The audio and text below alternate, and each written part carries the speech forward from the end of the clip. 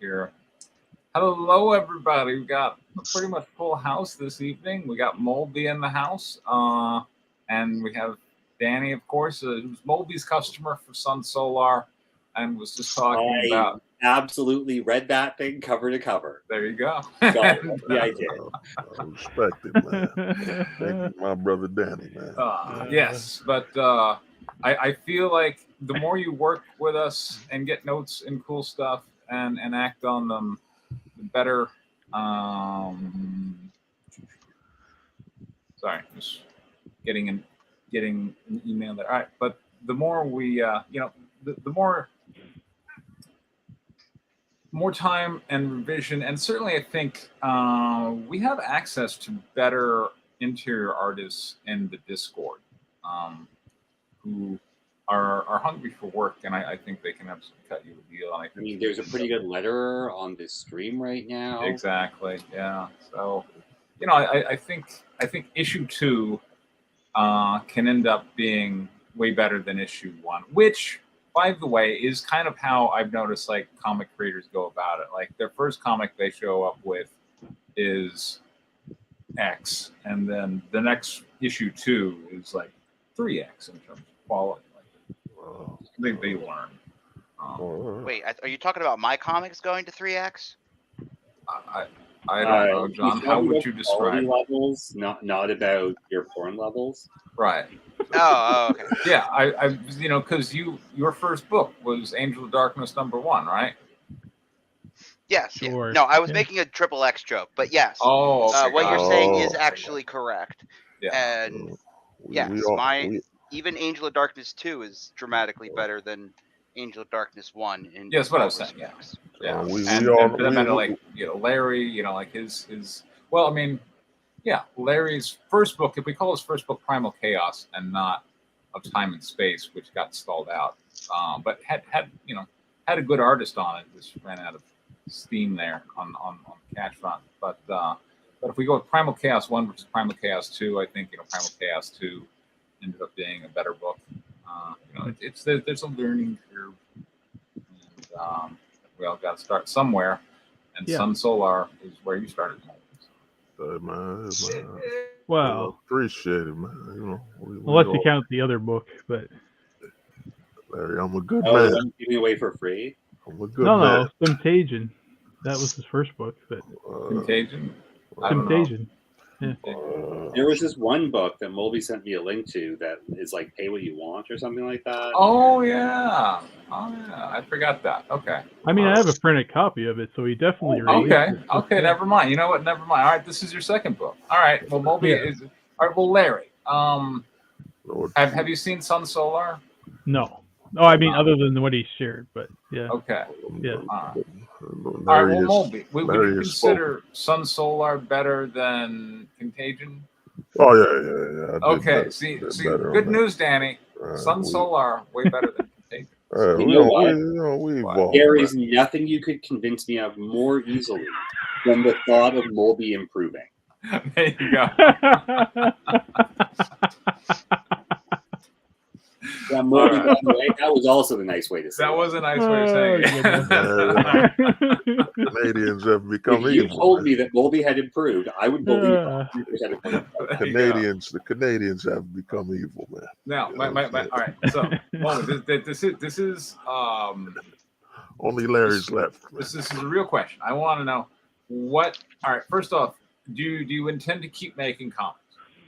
Oh yeah, of course, man. Okay, that's so bigger steps, man. Which one's going to be the next one that you're focusing on? Is it going to be Sun Solar 2, or are you going in a different direction? I'm gonna go with Sun Solar 2, or I gotta see, man. But most likely that I gotta see what happens, because I gotta see one of the. Whatever happened to Tornado Full of Snakes? Because that was a Kickstarter that I backed that was not funded. Yeah. Molby, what you doing, brother? What tornado? Snake. Man. It's a snake tornado. Yeah. Kickstarter ain't give me the what they call that word, man. I wanted that editor's choice, man. I don't know what happened, man. They don't. They They don't do it no more, man. You know, You got to put on a dress and chop off your dick in order to get that. Yeah, that happens. That'll help. But all right, so whatever. Or just come out and say that you like sucking dick. That might help too. John's John's dropping bombs tonight. There are reasons that are much more within Molby's control. Yes. As Catholic people watch. I think it's making overshot. John and Molby were chatting last night in the voice chat. I have a feeling they got into some course discussions.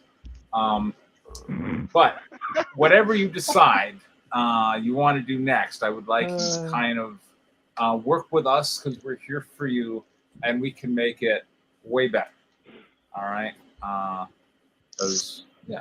I mean, in terms of way better. Yeah, way better. Exactly. You can easily help it be way better. Yes. So there you go. So and we want to. Yes, and we would like that. But all right, so let's take a look at this Molby script. We have Gatsby, Guinevere, and Viviax. I'm of course always happy to see a character being put to use. But this is not what you're thinking of working on next. This is just something you threw together. Well, it might, man. There's a lot of stuff on the table. Now, you want to start with name a book, You want to start with page 35, man. Okay. You know, we read the rest before. You know, I don't like. Oh, is this the one with the crazy pyramids? Yeah, but you know, I had to add to it. So, see, Molby, here, if you actually write something that Preston likes with his characters, he might even partner with you when it comes to, you know, making the book and all that kind of stuff. There is all that. You know? Well, that's untapped potential revenue stream for a production, you know, an audience that's already established. That is some of the best carrot dangling I've seen in a really long time. There you go. I do look. I feel like I present opportunities to newcomers that nobody else does. Honestly, Preston, I've actually thought about writing your characters. I have so many characters of my own I want to work on. Yeah. I'm kind of in the same boat, Danny. Although I'm not sure if you saw, Preston, I brought a script today. I did. I've already downloaded it. So that is a project that I theoretically could be convinced to include one of your characters in. Well, I appreciate that. EM, whatever that's. Yes, it's remember there was that short about the guy who makes deal with the devil? The guy who what? The guy who makes deal with the devil, who's a gambler. I don't remember. You do remember that a little bit. There was anyways, so I'm turning that into a high school drama. Oh, fantastic. Oh. We talking One Tree Hill style or oh God. I will explain. Varsity Blues, you know. We'll see. I didn't know Molby was such on screen and pay attention, Molby. I didn't know Molby was such a fan of high school drama. Hey man, CW, man. I thought it was just me. This is not a genre I didn't know Molby was a fan of. Okay. Raised on it, man. I mean, Buffy meets Degrassi is what I'm going for. That's not bad. Degrassi.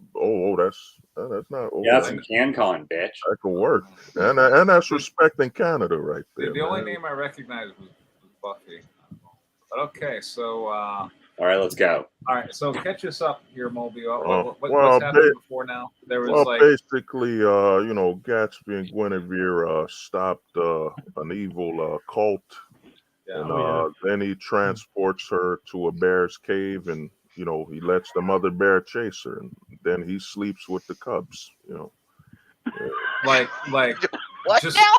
beds down with, not like sleeps with him. You know, come on, guys, come on.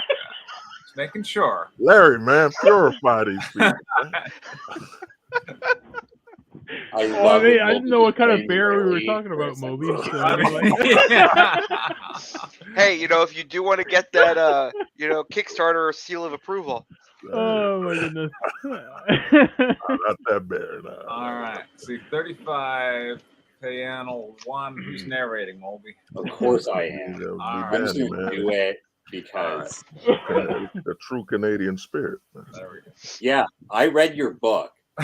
Come on, Daddy.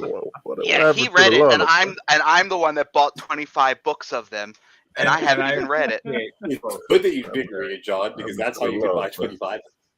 Oh, goodness. Page 35. Look, all I'm going to Panel say is one. I put the PDF right there in the Discord. So I know, I should have. It would help you make your decision. It's right there. I do not Buyer regret. beware. I know. I do not regret Yeah. supporting Molby at all. so He much. deserves some actually positive reinforcement from us every so True. often. There is, absolutely, yeah. And It Molby, I was like. worth nine Canadian dollars to make Right. fun of him on stream in the future. There we It was go. an investment in my mental health. This is why. Speaking though, how how did your indie comics bundle Oh, my book things goodness. go, Preston? I mean, I Did sold you like get- 4 of them. Oh, Was it like positive feedback from them besides just selling 4? Like, I don't understand. I mean, 4 people backed it. I'm going to get think that that money is and I'm the going to ship positive the book. feedback. I mean, yeah. okay, I mean, people don't usually contact me and go, I particularly enjoyed the way you bundled all those books together. I mean, well, no, I mean just did. Okay, all right. all right. All right, so am I going to read Molby's Danny. script now? Yes. Yes. Okay. Page 35. Panel 1. Oh. Gatsby wakes up to the 2 cubs tapping him and crying. My word. What's wrong, my little guys? Panel 2. Gatsby and the cub stare in horror as outside of the cave before them, Viviax holding an unconscious Guinevere as she flies over the mother bear on a wooden cross, with Viviax flying over the cross. There is no verb in that sentence. And so is the mother bear being crucified? I think so. That's not what the sentence said. No. Oh, just okay. Maybe Hey she's there, carrying the Gatsby. mother Long bear. time no suffering, huh, hun? By God! 3 exclamation points. It's got it. Panel 3. Oh, let me tell you, all those exclamation points look great in print. Panel 3. Gatsby is pointing towards Viviax as the cubs try to remove their mother. This has gone too far. Put an end to it at the instant. At this instant. Instance. Instance, yes. At this instant. Yeah, it hasn't gone Gatsby. too far. It's gone too far. Gatsby, you were with me during our beginning, so shall you be to behold the end of our story. So hard to read. This is written. Page 36, panel 1. Hold on, can we just go back? Were there only 2 panels on that page? I think so. Were there fewer than 5 panels on that page? Yeah. There were 3. I Oh, feel 3. like Sorry. Yeah. 3, yes. this constitutes Molby leveling up. There you go. There you go, He's yeah. gotten better. And like Yeah. this sentence here, which doesn't have a verb, but it's kind of going in a direction that's kind of flowing. Sure. Did you see that last sentence of Viviax's, though? Yeah. And like Gatsby is pointing as opposed to Gatsby points towards Yeah. Viviax. The cubs try to As the cubs try to remove their mother, so their mother's being crucified, and the cubs without opposable thumbs are trying to remove her from the cross. I mean, look, those are bears, man. they're bears. They're you know, No, look, no, they care about mom. They're trying to get mom. Yeah. I Okay. feel like an artist could draw that. All right, So- that's for his artist to figure out. Yes. And yeah, page 36, panel 1. Gatsby points towards Viviax. See, right there, That is a sentence. That is a sentence. Although now we're about to see a comma splice. Okay, As the little bears cry, trying to free their mother. you got to walk before you can run. That's true. I'm not complaining Gatsby, about the comma you're splice. looking directly at the loss that's to come. Damn it, Viv, you've gone from obsessed to outright madness. Wait, when did she get a pet name? Oh. Just go with it. So this is an important lesson for Preston. Yes. on the importance of brand guidelines Okay. for licensed characters.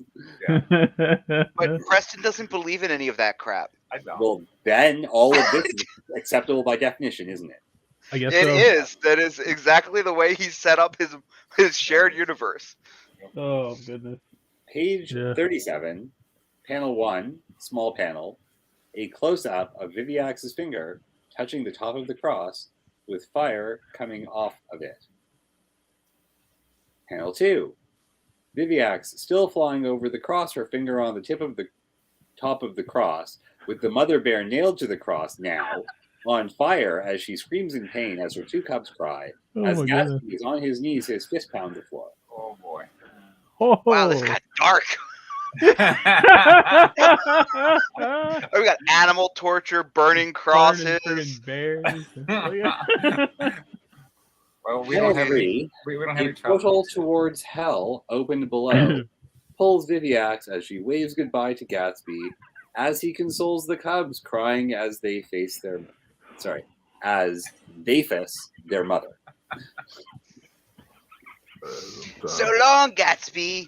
It's been, I would say, a pleasure, but since it's at your expense, it's been a nightmare of a time seeing you. Let's just see how well your Guinevere enjoys the pits of hell. Yeah, that's pretty good right there. That's good, yeah. Like what, Brad and Janet Pitt? Whatever. This next door to the Joneses? Oh yeah. Yeah. All right. Well, it's got a wall for you. All right. What's wrong with that family, Molby? And why haven't you introduced them before? I want to read that book. The pits of hell. I'm writing that down. That's a good. That's a good comic. Story. Actually. It's like Mr. and Mrs. Smith in hell. Yeah. Exactly. It would be Oh, a my ton of fun. Okay, there we go. All right. Panel 4, Gatsby stands up with his fist balled up as the two cubs cry beside him. Their mother a burned corpse or bummed corpse? Bum court. No, it's burned, but sometimes Final Draft glues the damn text. Have you considered Well, that's using why Courier? you need monospace fonts. That Have you fixes considered that using problem. Courier? You should use Courier. Courier. Nah, I'm about to get Scrivener. I don't care. Use Courier. You've gone farther than far this time. You've made it personal. Oh, well, yes. Okay. Gatsby's related to the bear? Yeah. He did sleep with the bear. You said. He did. Are those his cubs? I feel like there's... Anyways. All right. Gatsby looks up as Just Justice falls from above as Gatsby moves towards the sky. When in need, a friend shall appear. Hey, that's pretty good. You got some needless capitalizations, but that's a good sentence. Page 38. Panel 1. Both bear cubs on his back, Gatsby offers his hands to Just Justice, who has landed on the ground, only wearing boxers, holding on to his toothbrush, appearing confused. Not bad. No, that'll be you, Larry. You take that. Okay, sure. Damn you, Gatsby. Why not call me before you just drop me where you're at? Come on, man. Come on, man. Come on, JJ. I don't have time to ask for a favor I am owed. You know, one day I'll owe you a fixed jaw after I break it. Damn. Panel 2. New page. Just Justice faces Gatsby as he pulls down the bear cubs. Pulls down. Puts down the bear cubs. Oh, they kill the bear cubs? You asshole. Nah, you kill him. Well, they are without their mother. I mean, their suffering is, Exactly. you know, it will end their Yeah. suffering. All right, Larry. Damn get you, some nice Gats. Like this while on boxers only. What's the action this time? Someone I care about has been kidnapped and sent to hell. Damn. No comments on the crucified corpse of a burning bear. Oh, you mean how that's like... Well, whatever. No comments. Good point.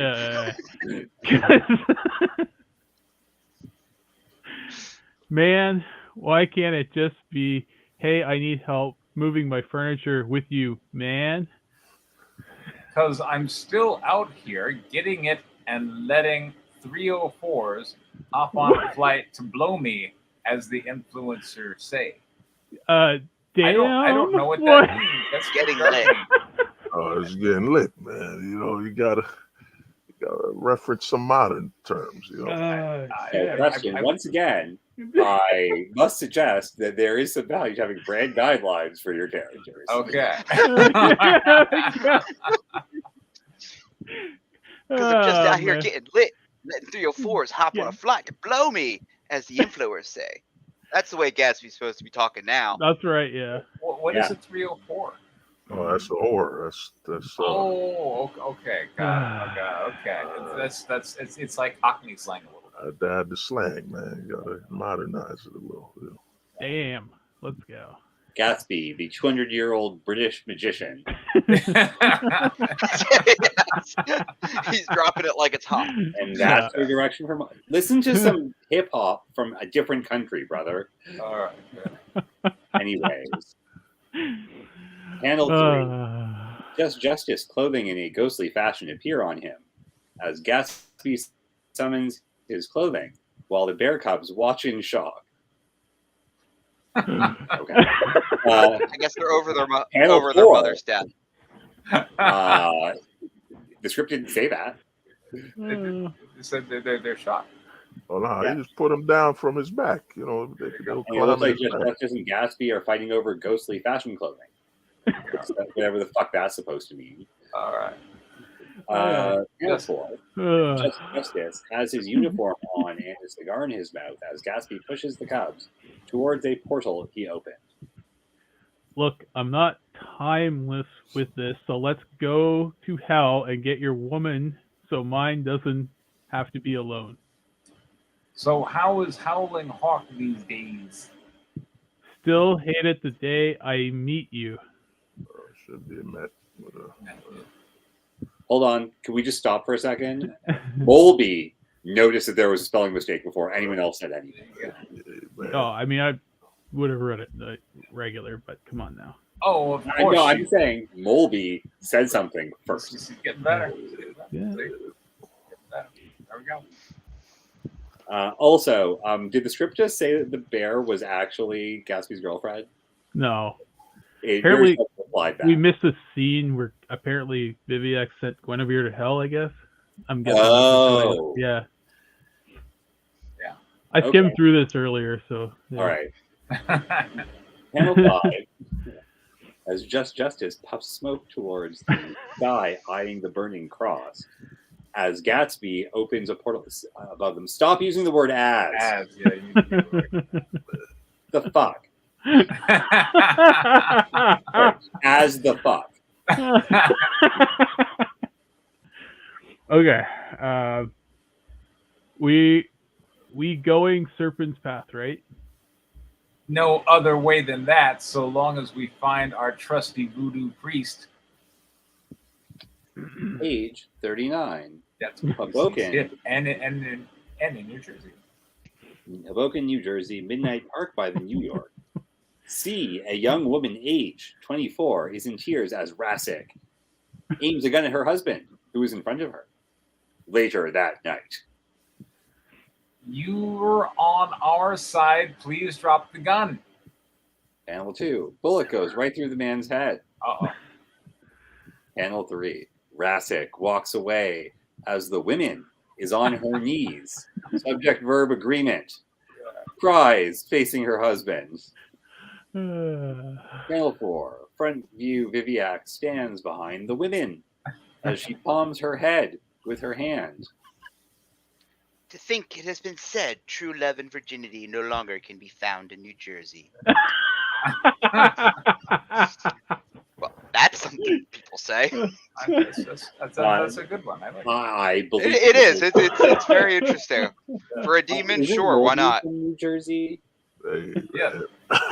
Well, Molby has said that, and I guess people say that. I got ragged. That sounds like something a human being might actually say, so I would believe Molby has said it. Yeah. And yes, I did just accuse Molby of being a human being. Page 40, panel 1. Same panel as page 39, panel 4, except the woman, now palmed by Viviax, is made of stone as Viviax laughs. I thought she was palming her own head. I don't know what it means. I like. If I'm an artist, I'm gonna give you a question on that. Like, what does it mean that Viviax has palmed? Yeah, I don't know. I don't know. John? Panel 2. I would have thought you meant face palming, but Penalty. Viviax panel 2. flies with the statue of the woman held by the claws of her feet as she flies across the park waterfront. That was so good up until you said as. Yeah.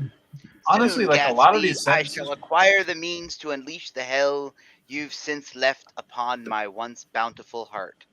like a lot of these sentences would simply be better if you just took the as out. Viviax flies with the statue of the woman held by the I claws of suspect her the sentences feet. would also be better if Yeah. these period button worked. Yeah, and just put like a period there. She flies across the park water. Like, you know, that Yeah, there you go. 2 sentences is okay. 2 sentences is fine. Yeah. As long as they're actually full sentences. It's no... Anyways, page 41, panel 1. Hoboken, New Jersey. Next day, police have the entire scene of the crime covered and barricaded. That was nearly a sentence, so close. Oh, God. Here we Panel go. 2. Samael from Primal Chaos. Oh, yeah, Larry's there we getting go. There we go. Oh boy, Larry, did you sign off on getting the So movie trailer? excited, yeah. All right, is this an unlicensed? It is unlicensed. I read the parts. So. Okay. An unlicensed Samael from Primal Chaos is an illusionary costume as a detective, and all walks towards the police barricade. Panel 3, 2 police officers ask Samael for credentials. Hey, Who are you? who are you? No credentials, no entry. Panel 4, Samael fires feathers at the officers, as though petals spelling of roses. I often fire petals. Yeah. You set fire to Who roses? doesn't? I mean, if you feel like. What is this Sure. interview with the vampire, Preston? Come on. Could be. Yeah. Panel 5. Pass the barricade. Samael is standing over what appears to be the deceased husband. No wounds at all, just unconscious without a heartbeat. Same fate as the last. Page 42, panel 1. Samael examines further to see just a bullet imprint to the head of the husband. Beyond an imprint, not a single sign of bloodshed, nor a heartbeat as expected in the false death state. Well, Panel number 2. Samael places his hand over the husband's head. the aura of the one responsible still lingers. Exudes stronger connections that exclude. Okay, anyway. Then the Exudes previous is a word.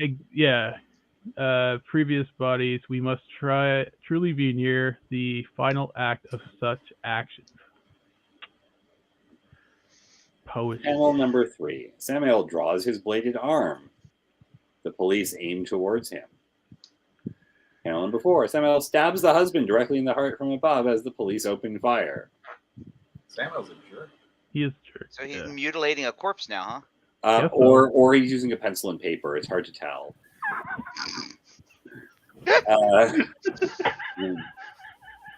Page 43, panel 1. The police are surrounded by feathers as they rise towards the sky as they still take aim. Panel 2. The husband awakes as he gasps for air to the shock of the police officers. Panel 3. At the living room of an expensive house, someone is presenting on a theater screen behind him as Star Liberty is seated on a couch while Ninja America looks out the window as though Malcolm. It should be Malcolm X, but final draft, man. I don't think that's a final draft problem, man. In that iconic pose with his gun. Okay, did we just cut to a PowerPoint presentation? Yeah. I think we did. Oh my god. Can you get a grip and pay attention to the debriefing? It was just multitasking. I'm all ears and keeping guard. Teacher's pet patriot. Don't mind Ninja America. He's just never been focused on being serious, just stupiding around. Continue on before I interrupted you, Samael, sir. Page 44. Is this the last page we have to This read? is the last page. Okay. Okay. Panel 1. An entire school classroom of students unconscious on the floor. Teacher missing. This has taken us throughout the nation. As you recall, Texas. Panel 2. New York unconscious What does that people at a rooftop party. New York City. Panel 3. New Jersey. 3 men unconscious in pizzeria.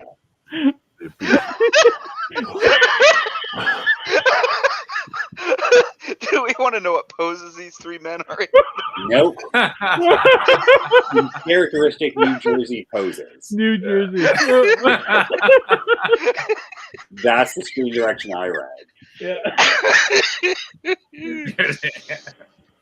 Panel number 4. Samael stands before the theater grade projector as Ninja America points at him as Star Patriot appears puzzled. Oh my god, this is dialogue. Okay. See, we have on a nationwide road trip, what about it lost wings?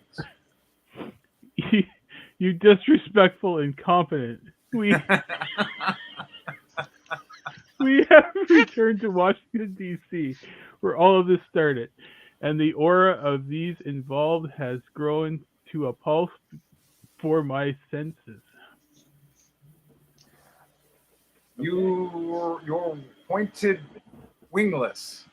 Whoever begun this entire act shall climax here.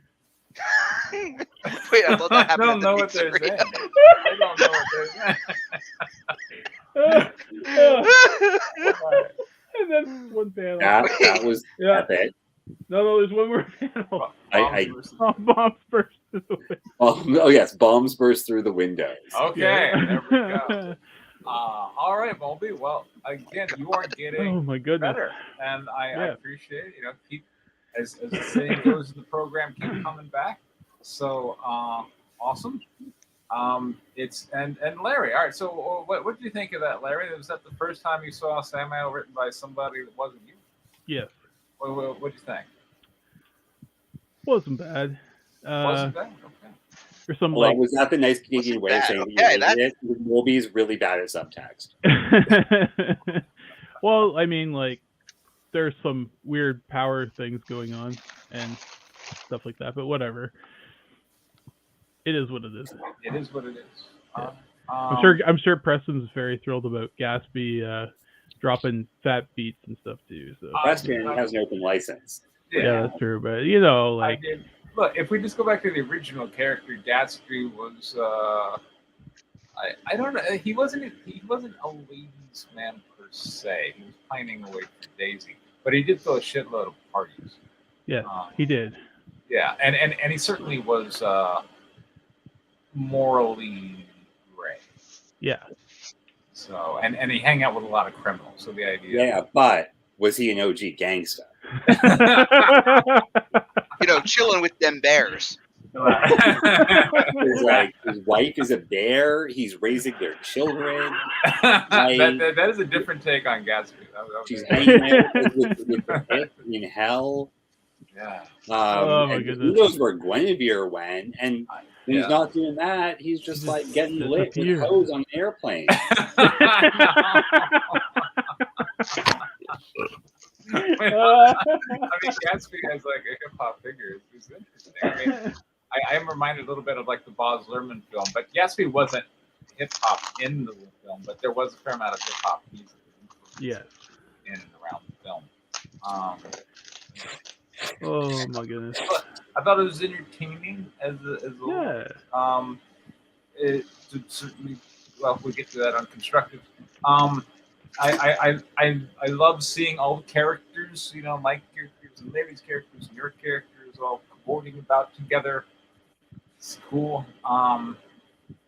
And Viviac's still a pretty good villain. Mm-hmm. All right, Larry. Yeah, Viviax is a good villain. You can't go wrong with a demon, right? So Right. yeah. No, it's good. It's nice to see what could be a nice crossover type story, I guess.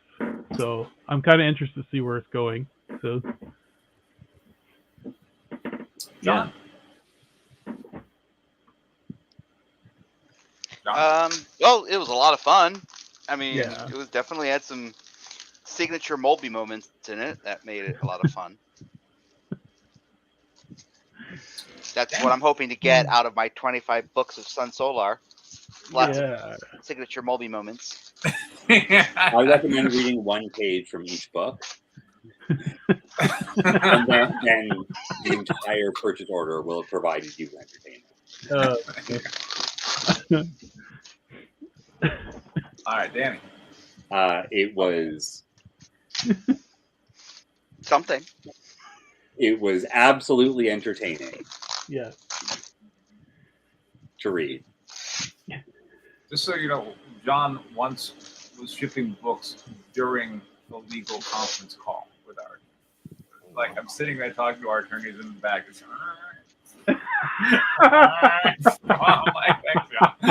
not like it's a critical conversation or anything. Just feel free to fucking ship away.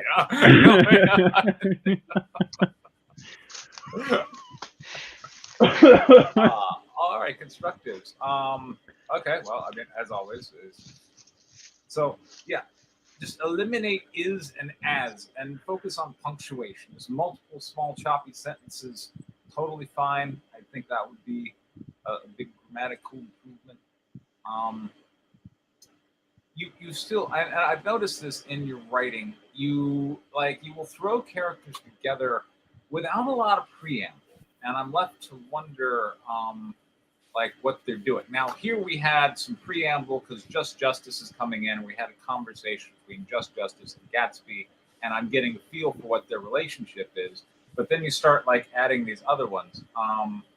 Let's see. So Samael comes in. I'm not sure why he's there. I want there to be a bit more of like he got some kind of explanation for how he showed up in the story and what he wants. And really, that's what I think is absent when we're not getting enough of the preamble. Is the character's motivation, and I'm left to go, why are they doing what they're doing? I mean, I understand that Gatsby wants Guinevere back from hell, and Viviax, I got that. But I'm not sure what Samael wants. And really, even after Just Justice being introduced, I'm not exactly sure what Just Justice wants. And then we got some other characters. He was really clear about that. Okay.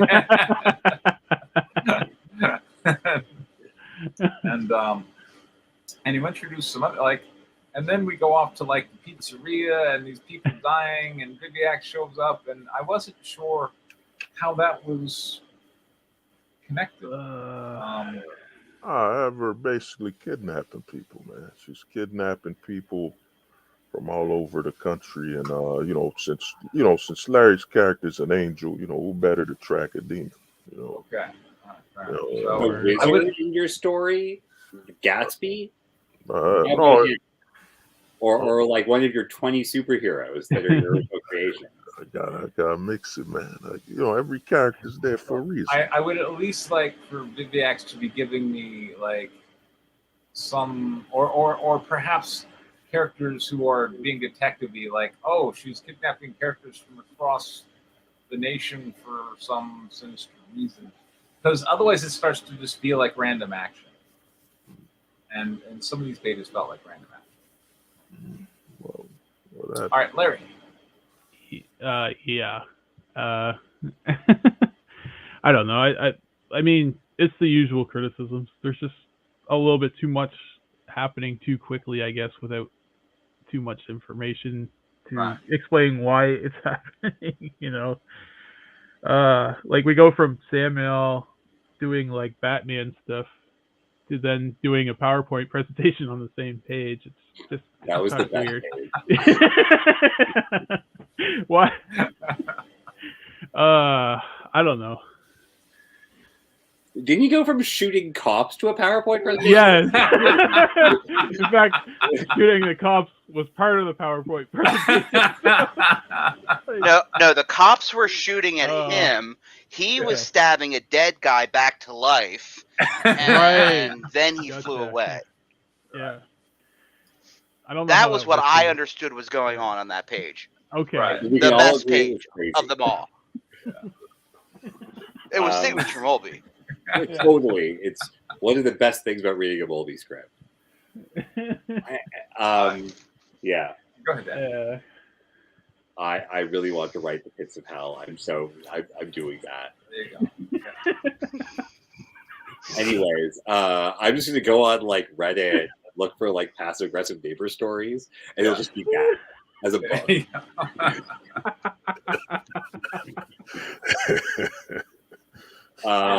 go. It would be really nice every so often to read some dialogue in one of these that sounds like a human being might actually say it. You won't find true love or virginity in New Jersey. That was a one-off line, not dialogue.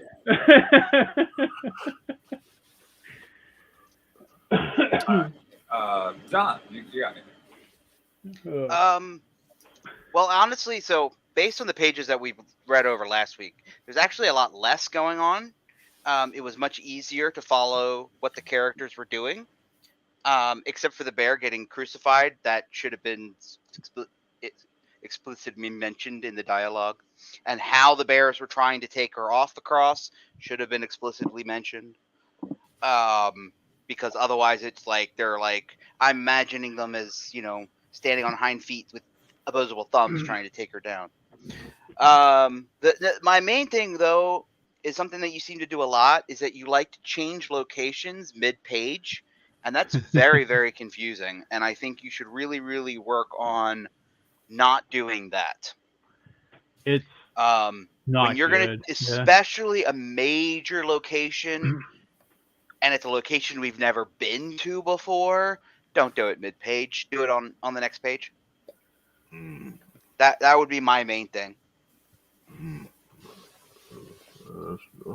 That makes sense. They don't get caught up in the same page.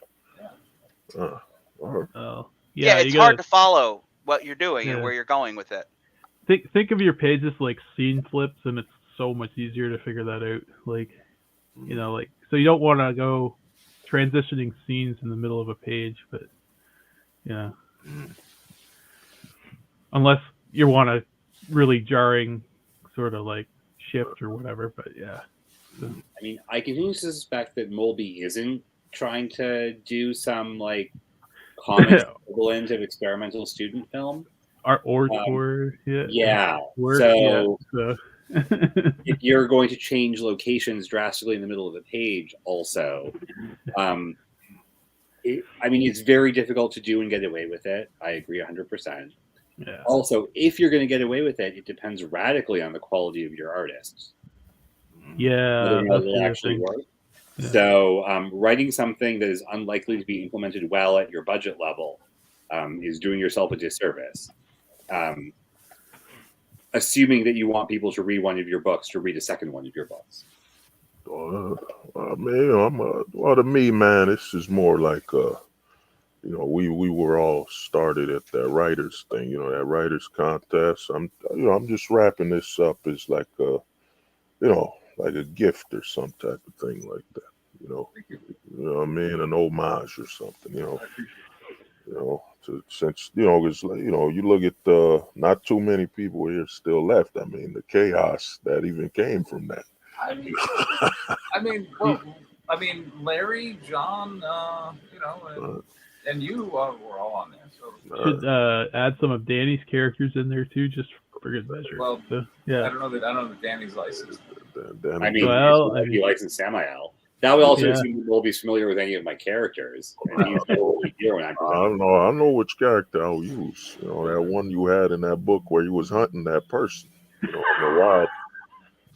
Sorry, in my book where what was happening? Oh, that dude was in the wild. I think he was in Africa.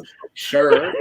You He know, was and being hunted by weirdo beasts. Did you not read that book? no, I read that. That's the thing. I can use that dude. Probably the beast in a way. Probably I'd alter it to where he becomes that. Sure. I dare you to write in a jungle walrus to this story. There we go. Don't dare him. He'll just I No, you didn't. have thrown the gauntlet and I have not unthrown it. You didn't. Oh, Gatsby can teleport people. I anywhere. hereby license you, Mulby, to write a jungle walrus into this specific script There we go. and reserve any future IP considerations until final approvals. Look at that. Mulby. Listen, You are welcome to give it a go. I will incorporate it. You know. All right, Mulby, as honorary first script up, you get to pick what we're looking at next. So Danny has a script called M. I got Palace issue 4, and John has rewritten Harpies from last time. I'll say, man, I haven't heard from Danny in a while, man. You know, Okay. let's go to the Danny. Let's go back to Canada. You know what I'm saying? All right, Danny, tell us about him. Sure. So I'm going to preface this by saying I have a very specific question I might have to ask during crits, Okay. Sure. depending on what you guys actually say, because there is specific feedback I do want. Okay. So this is a continuation of something I think last spring or something like that. I brought this short story here that I wrote for a writing contest or a writing exercise. That was like write an 8-page short with like a whole bunch of weird panel requirements. And I did this thing about a guy in Vegas who gets kicked out of all the casinos and he summons a demon and asks to like always be a winner. yeah, I remember this. You know, I was actually telling somebody about this. I remember. And Yeah. I had this idea the whole time that I really want to do something with my Mephistopheles character, M, the very bored high school girl who's like, yeah, just put your fingerprint on this app. Now, also, I want to hear about my best friend I'm nearly getting laid right now, so can you just hurry the fuck up? And I really like that character. And so with some breaks, I've been developing that in a really low-key, back-burnery way for the last year. And I have finally gotten to a concept where I think it can be successful. So here are the next 8 pages. Okay. So just for reference, the last pages really were the end for now of that guy's story. He's alone in the desert, kicked out of all the casinos. He was like, damn you, M, I sold you my soul. I'm going to find you and I'm going to get you. Cool. This is literally what happens next. So John's going to read the narration. Okie dokie. And we got a bunch of characters. I think Preston is going to be Desiree. Oh, yeah. And Ray is going to be M. And Mulby is going to be nearly everybody else. And I'm going to be not having this window maximized so I can take notes on the side. Good for you. All right, page 9, panel 1. Exterior, Santa Queda? Caída, I guess? I don't know. My It's your Spanish. story, Your man. script. Yeah. Exterior, Santa Queda High School. Day, exterior of Santa Queda Private High School, Santa Queda, California. The daytime sun shines hot, creating mirages across the paved parking lot, densely populated with mid to high-end cars. Palm trees frame the foyer entrance as the Sierra Madre mountains rise in the background. Caption, Santa Queda High School, Santa Queda, California. Ring! Panel 2, interior, Santa Queda High School classroom day. While most of the students are getting up to leave for the day, M, normal-looking girl, sits at her desk in the middle of the room, packing up her textbooks. Her BFF, Desiree, 16, female, blonde, leggy, turns around from her seat in the next row forward to ask her a question with a wink. I can't wait to tell you what went down with Chad last night. I did. Want to go to the mall? OMG, yes. I want you to tell me everything. Panel 3, books packed. M leads Desiree out of the empty classroom. Oh, but I need to get home before 6. I got summoned for the first time last night, and I really want to write my history paper. You're never gonna get a grade below an A minus, or A minus minus, while your whole life. Live a little. That's one of the best things about being friends with you, Des. You live enough for the both of us. Page 10, Panel 1, Interior Santa Quieta High School hallway day. M and Desiree exit into a busy hallway as students put away their books and hang out near their lockers. Wait, were you summoned? That's huge to read. Panel 2, Interior Santa Quieta High School hallway day. Mid as M pulls her knapsack out of her locker. Des keeps on the topic as if it turns her on. You know the rule about dates, Des. I bet it was so hot. You gave them everything they asked for, right? How did it turn Panel 3, same shot. Now that M has collected her stuff, her hand rests on her locker door ready to close it. I didn't stick around. I wanted to get back in case you called. And there was a really good episode of Law & Order on. God, girl, you can be so lame.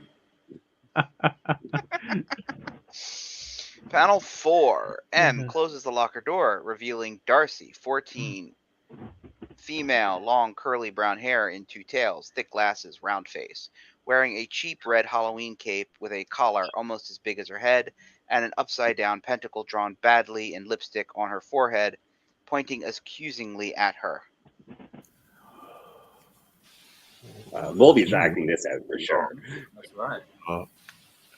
Emily Lockwood, it is I, the spirit of your sister, Darcy Lockwood, who has crossed the pit of despair to meet you here from the realm beyond.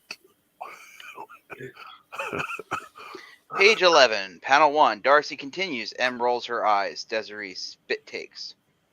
Your fate comes to the crossroads tonight. Be warned, if you eat a single bite of the ice cream in the freezer before the new episode of Stranger Things airs, you will be devoured by mice. Yes. I think Stranger Things is over. Panel 2, M and Desiree walk down the hallway while Darcy continues. Other students in the hallways hide their laughter. Thanks, Darcy. Tell Mum I'll be home around 6. Panel 3, Exterior Santa Quieta High School day. M and Desiree walk out the front entrance of the school and turn towards the parking lot. M pokes Des in the boobs to make her point. Heads turn. Desiree blushes. Don't you think your little sister's gotten a bit extra lately? It's probably a phase. Remember the 6th grade when you kept casting spells to make your boobs grow? Ah, stop. I feel like John Lamont. Panel 4, Exterior Not Santa a John Quieta High Lamont School script. parking day. Girls roll up. Oh yeah, like I am totally loving this. The girls roll up to Desiree's car, a vintage 1960 pink Cadillac convertible. Oh, it's a Barbie car. Desiree uses the driver's side door. M hops over the passenger side to get in. Dante, 17, brown hair, football Letterman jacket, quite fit, walks by. Yo. Panty shot. No. No panty shots are written to the script. This is not a John Lamont script. Not yet. Yo, Des, are you coming to the party at Lucy's this weekend? Hmm. You know, one thing Page like 12, panel 1, exterior Santa Quieta High School parking day. Dante's POV. Desiree leans over the door of her caddy, pushing her breasts up, twirling a bit of her hair around her finger with her left hand. M leans forward to look over Dez's right shoulder. no, that's me. Or No, No, what's that's name? Kristen. Oh, it's Dante. I guess I could go with you, but only if M gets a proper invite. Panel 2, MCU of Dante's shocked reaction. He just realized this is a test. yeah, yes. Panel 3, why Desiree backs the car out without looking and gets ready to floor it. A pair of students who are walking behind the caddy need to dive to avoid being hit. Squee! Great. Make sure Lucy invites her himself. See ya. I will say one thing, man. Panel 4, Santa Quieta Streets Day. Desiree drives M through this small Southern Californian city towards the outskirts where a big mall sits in the foothills next to a movie theater. Why'd you do that? That history paper's due on Monday. I have so much research to do.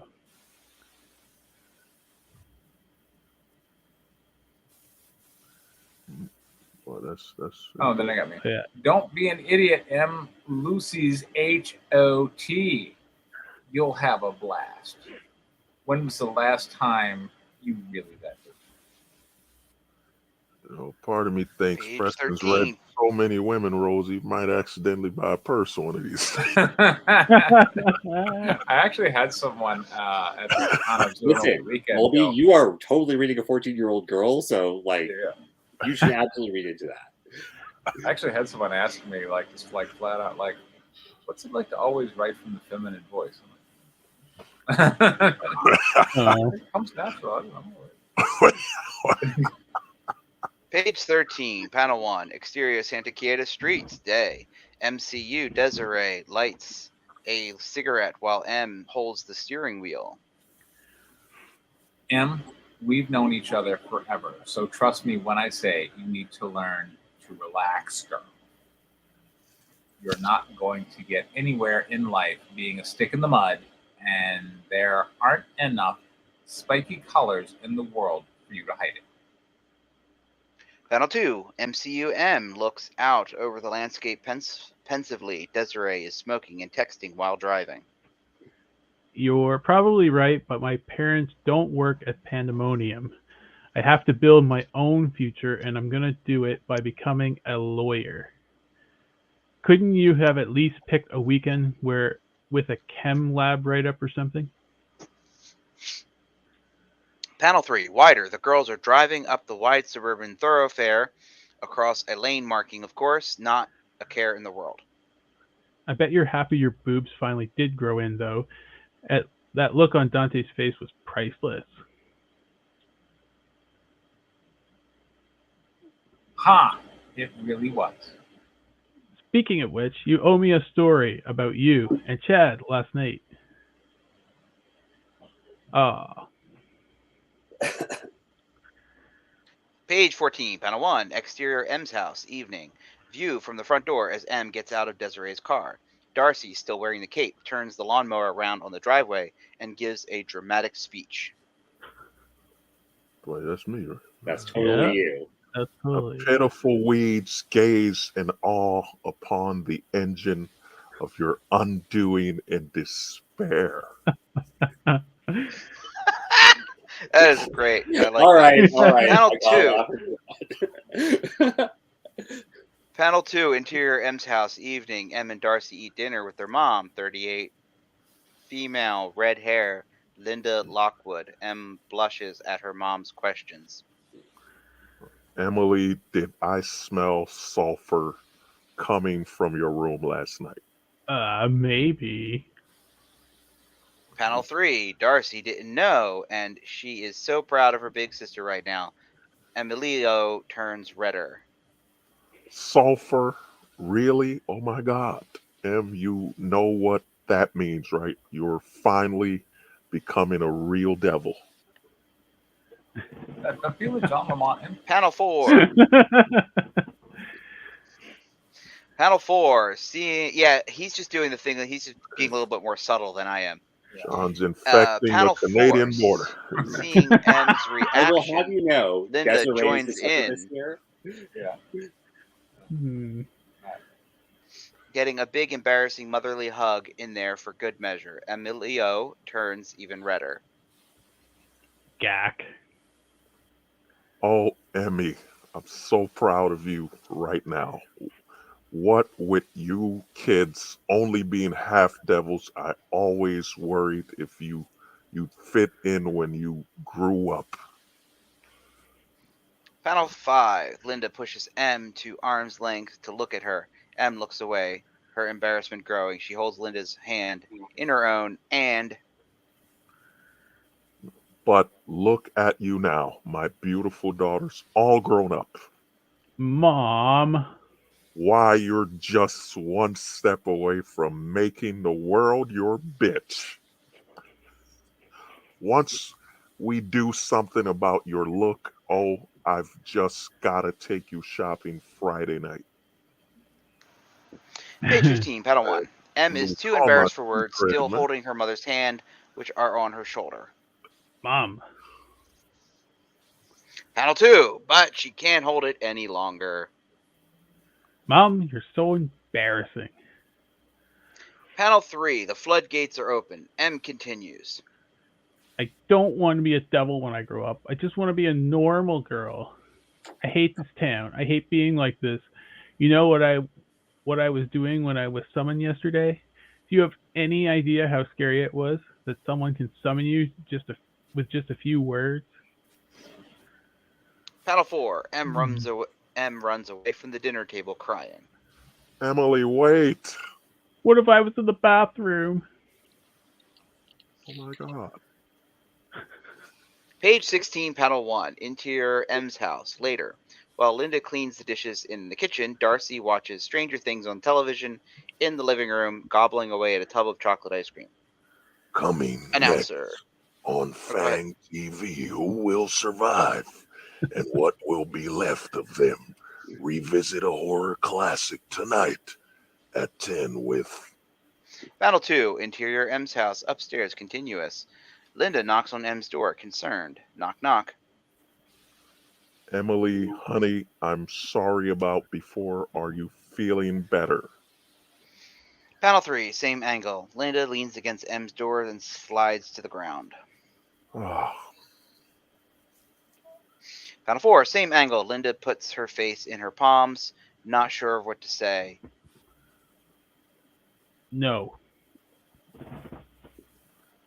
Page 17, panel 1. Interior M's room, M's upstairs hallway. Design page as split panel with both M and Linda leaning their backs against the door. Throughout, M becomes increasingly more engaged. Linda, oops. Listen, M, I know it's been hard to grow up here in Santa Cadea. I wish we were all normal too. Today was the first time in my life I felt happy about being here because I know you'll fit in. I've been worried about today your whole life ever since I found out you were who your dad really was. There's been no way to win. Ruin your chance at a normal life or ruin your understanding of who you are. I had to pick one. Emily, can I tell you a secret? I hate this place. I want to burn this city to ash, rend pandemonium to its foundation and force your father to recognize you. I want to do it together. Hey, Mom. My father, who is he? Lucifer Morningstar. Dun, dun, dun. All right, there we go. That's You should have Oh. said, he's the devil. he's the devil. Satan. No, He is really? the devil, the big devil. D. Just have a random church choir in the background. Yeah. All right, Moby. What do you think? Well, to me, man, what I would say, I think my only problem is that you have them if they're. Constructives. Oh my later. bad, my bad, bro. Yeah. Oh, to me, I like that you got the setting correct. You got the, to me, you know, the attitude. You didn't hold back on that. They're sexy. What's that word? Mean girlish. You know, like the Lindsay Lohan movie. So to me, you didn't hold back on those gestures, and it felt like they're the popular girl versus the, you know, the alternative. So to me, I think the characters' personalities you got right. You know what I'm saying? Because they're over sexualized a little, so they got to be those popular chicks from the high school.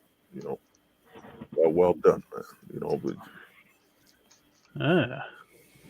Felt a bit like a supernatural take on and, Clues. I'll say one more thing, man. It sounds like you got Larry to let out a lot of teen anguish he couldn't That's let right. out Yeah. in Yeah. Canada. Yeah. You know, you let Larry let it out. You know.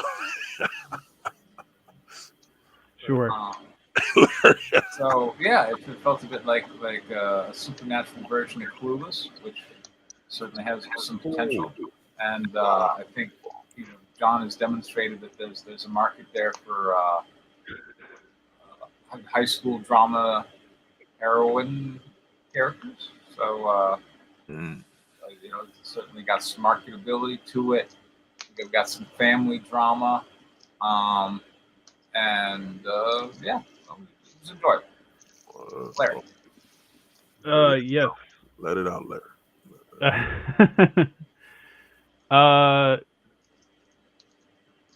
It's really well written. There are some good characters. They're very well defined in their characteristics, which is good. They have good interaction. Yeah. All in all, I did get a bit, and maybe this is just because I read it first, but I got a bit of a Demon Matrix vibe, but not in a bad way. So yeah. That's a lot of the No ways to such. read Demon There's no Matrix. such thing as a bad vibe with the Demonatrix. I don't know. All those good Demonatrix vibes. Yeah. Yeah. Oh, they're Yeah. all good. They're all good. John is I infected mean, Canada, man. The infection. Didn't have, handguns being placed in certain body parts. There wasn't a vagina gun. Yeah, that's right, yeah. There will never be a vagina gun. There will almost certainly never be a vagina gun. That's not bad. That doesn't sound bad. A vagina gun. I think yes. It's deeply unlikely. Yeah. Okay. All right, John. That's good. Yeah. Oh, I liked it. I mean, obviously, this is my kind of thing. So yeah, so the characters were really well developed. Like you really feel for them. You kind of understand where they're coming from and what they want. You do have that bit of that generic teen angst thing going.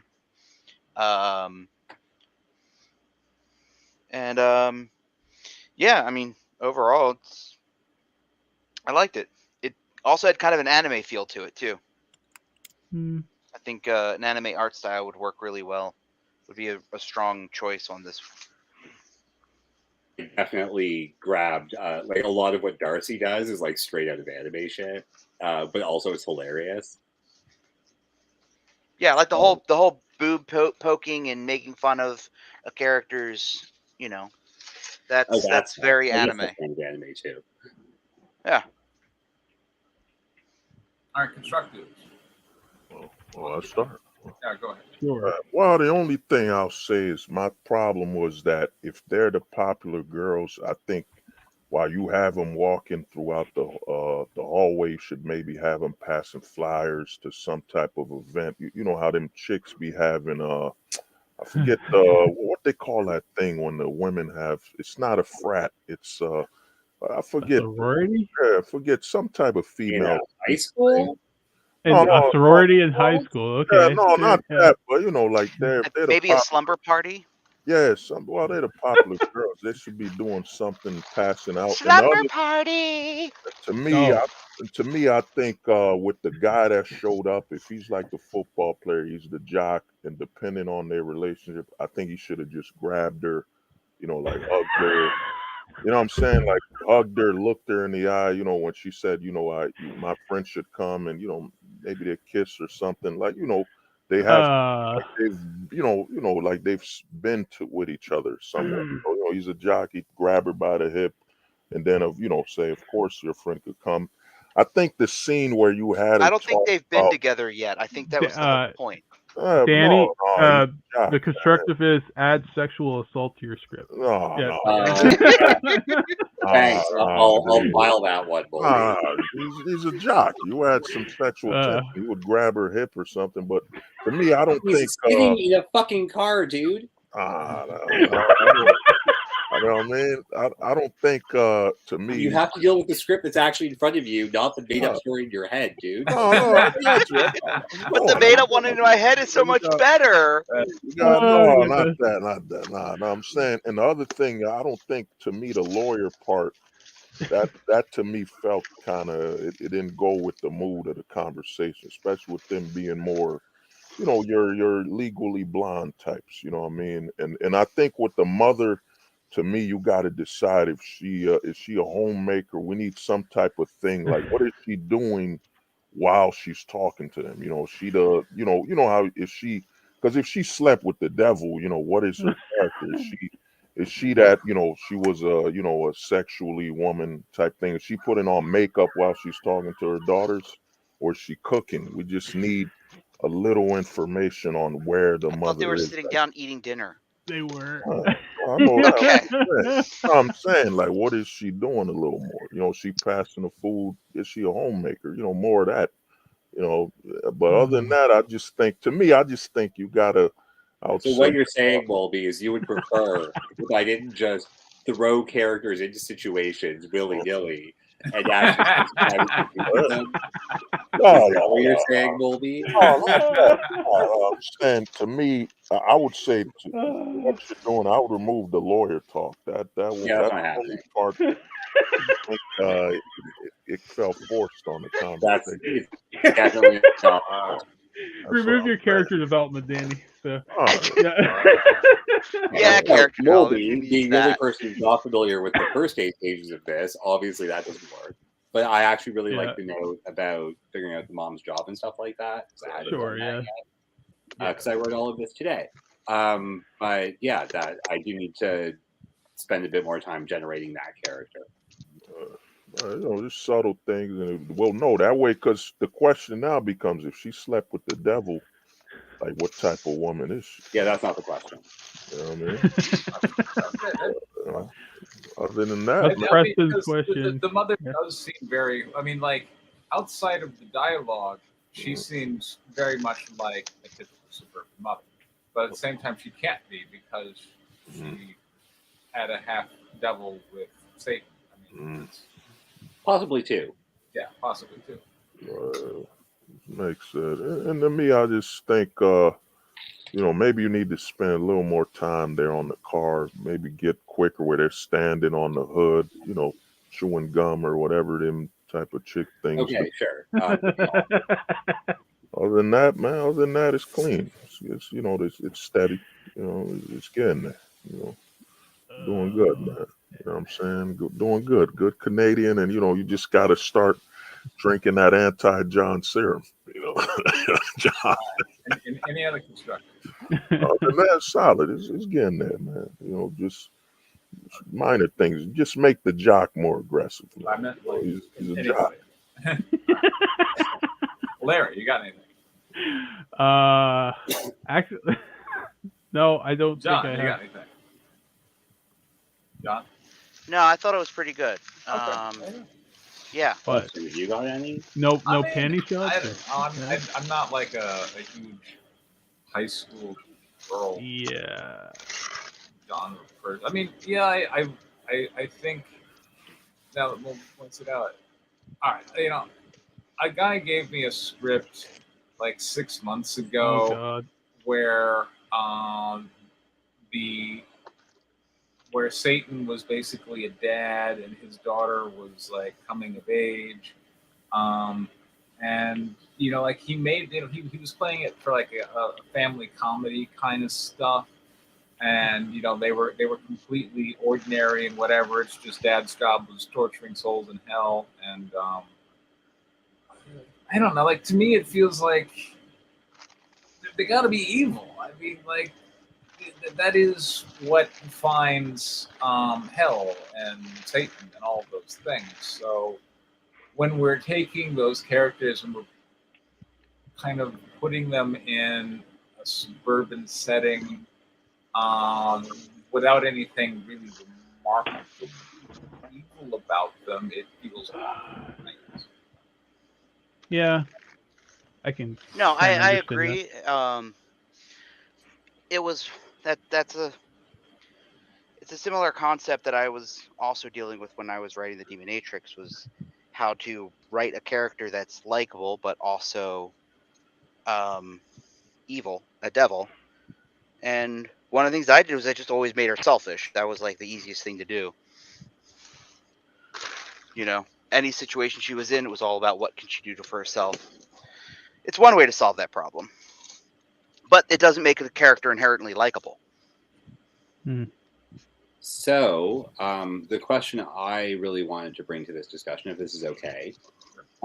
So I know Preston, Larry, and John are at least somewhat familiar with that other short, The Gambling, in which M actually is introduced as the very bored devil to whom someone literally sells his soul, and she doesn't give a flying fuck about him.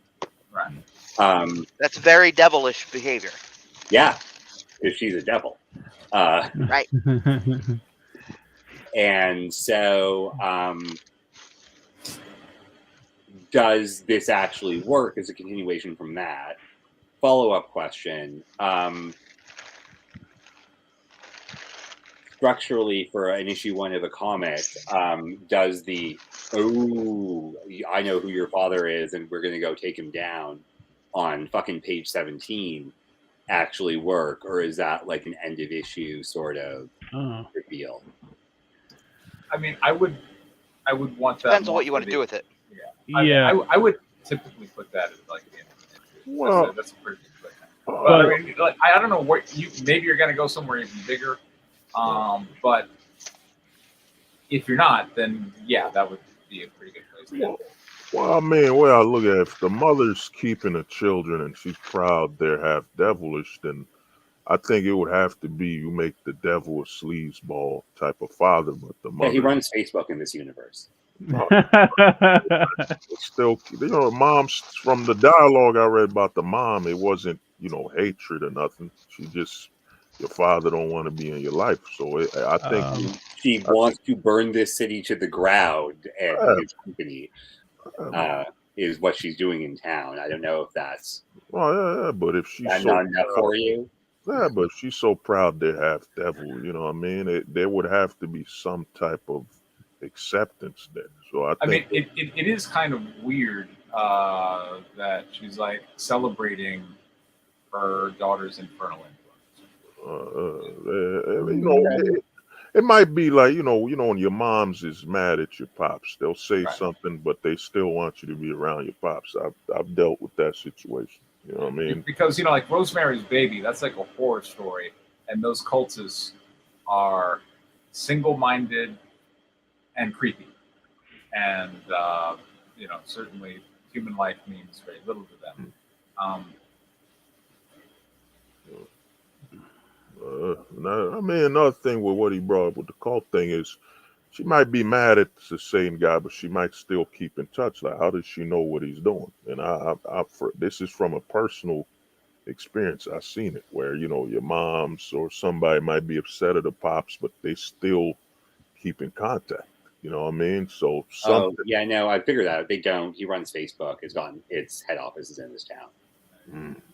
Well, they gotta be talking somewhere, So to me, I don't think it will be a situation where he's got to kill her or kill their father or something. Maybe anger or the father, and like Preston said, if he's the devil, he technically won't really care about the children, but he'll be just a sleazeball, a bad father who's proud of, I don't, it's probably more tone work. Okay, that was helpful. Thank you for the additional feedback, guys. I'm glad I at least nailed the characters really well. I'm surprised that worked as well as it did. And I've at least brought together a situation where it seems like you guys would want to read more, so that's cool. Well, I mean, it's a slice of life. Because to me, when I was listening to it, sounded like a slice of life, like Preston said, with a hint of, some mysticism, with the devil and stuff. So I think it's gonna be for you to find the balance. That's gonna be the more hard stuff about it, where what will take more over the script, the slice of life aspect or the demonicism. It's gonna be a balance. But, all right, Danny. You want Harpies or Palace? Harpies got a page 1 rewrite, didn't it? Mm-hmm. Do we have enough time to do both today? It's getting kind of late. I don't know, Larry. How late you want to go tonight? I don't know. Just well, let's let Larry make the decision then. All right, Larry. You want Harpies or Palace? Let's go with John's script. Let's see what he's done here. Okay, let's take a look. We got to give him some feedback. So. I'm certainly excited for whatever the changes have been.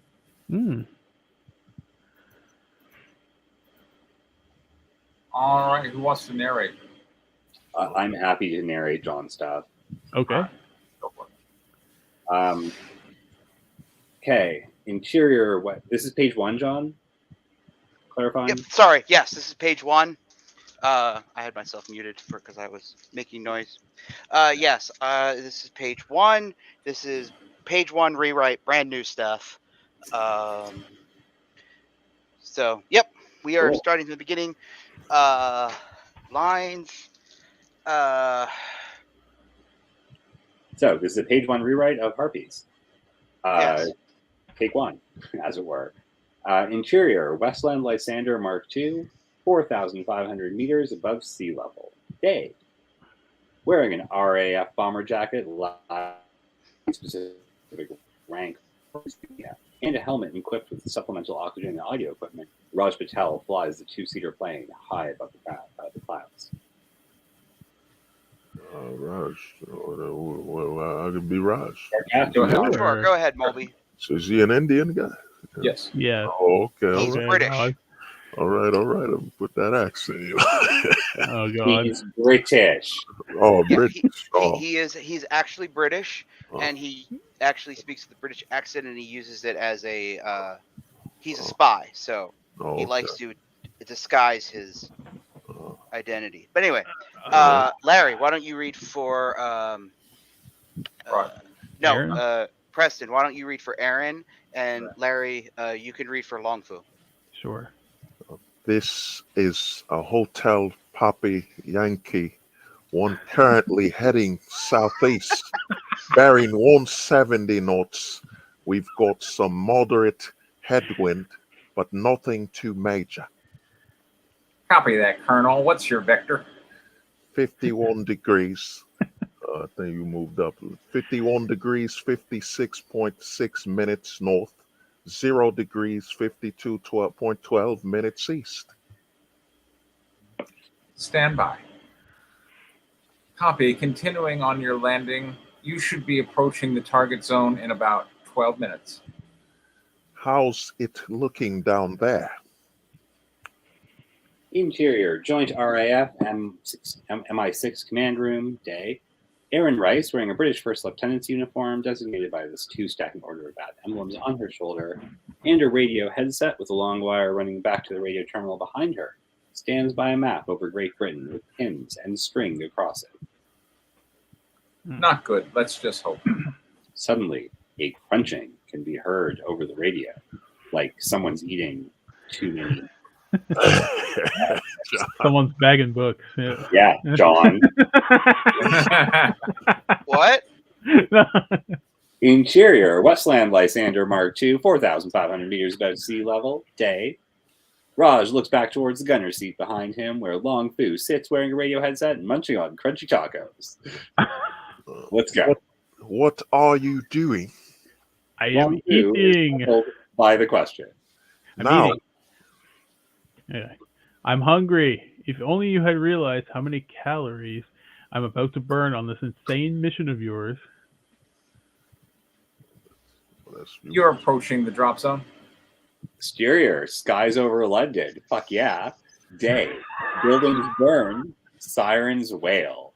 3 massive Nazi Zeppelin airships hover over London, flying slowly in a reverse triangle pattern. The two, is it lead or lead?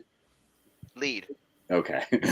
Led Zeppelin. Someone got the joke, right? Yeah. The 2 lead Zeppelins open the bomb bay doors, dropping their payload. Explosions rock the London city streets. Man, I Interior, thought Joint RAF MI6 command room, day. Erin grabs her spyglass, walks towards the open window. While far from the bombing, she is close enough to taste the death in the air. That's probable as fuck. She raises her spyglass. just noticed Preston's playing a woman again. We've got Oh, wow. 3 bogies, 2 bombers, and 1 carrier. Let's see the radio or filter over the radio. Has the carrier engaged yet? Negative. They know we can't penetrate their shields.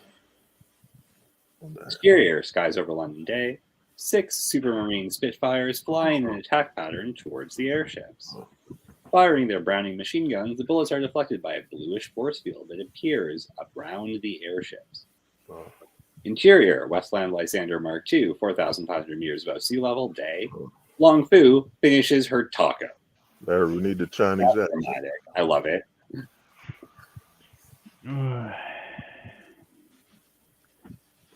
They're Aaron has moving.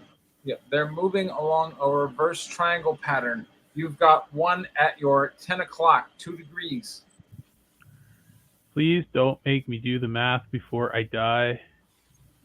Oh, please don't make me do math before I die. Just tell me which one's closer. The one on your left. Thanks. Long Fu unlocks and slides the canopy back. Unstrapping herself, she stands up. The high winds blow through her purple pixie cut hair and short kimono. A carbon fiber whip chain with porcelain tip is wrapped around her body. Porcelain throwing daggers with leather-wrapped carbon fiber hilt are strapped to her bare thighs. Wish me luck. Godspeed and the Queen. Long Fu pulls the headset off before jumping out of the jet, falling into the clouds below. Oh, Lieutenant, please tell me when you get eyes on her. Interior, Joint RAF MI6 command room, day. Erin scans the clouds with her spyglass. Would have helped if she told me what her heading was. Wait, got her. Exterior, skies over London, day. Long Fu breaks through the clouds, dropping fast towards one of the lead airships. As she approaches, she grabs the clasp, releasing the whip chain. Closing in fast, she spins the chain, throwing it forward. The porcelain tip pierces the fabric of the dorsal stabilizer. Air hisses as it escapes. Is that the German pilot? Or is that the enemy? Interior, Southeast Zeppelin bomber. The rudder pilot, maintaining the rudder wheel at the front of the gondola, turns to the captain as he monitors the gas gauges. Behind him and on the opposite side of the gas gauges is the elevator pilot manning the elevator wheel. But wait, is this the Nazi? Yeah, these stabilizers. We are losing the pressure in the stabilizer. There we go. Yes. That is horrible German accent, but okay, we'll go with it. Skies over London, Southeast Zeppelin bomber, day. Long Fu holds the chain as it goes taut, swinging her around the back of the airship.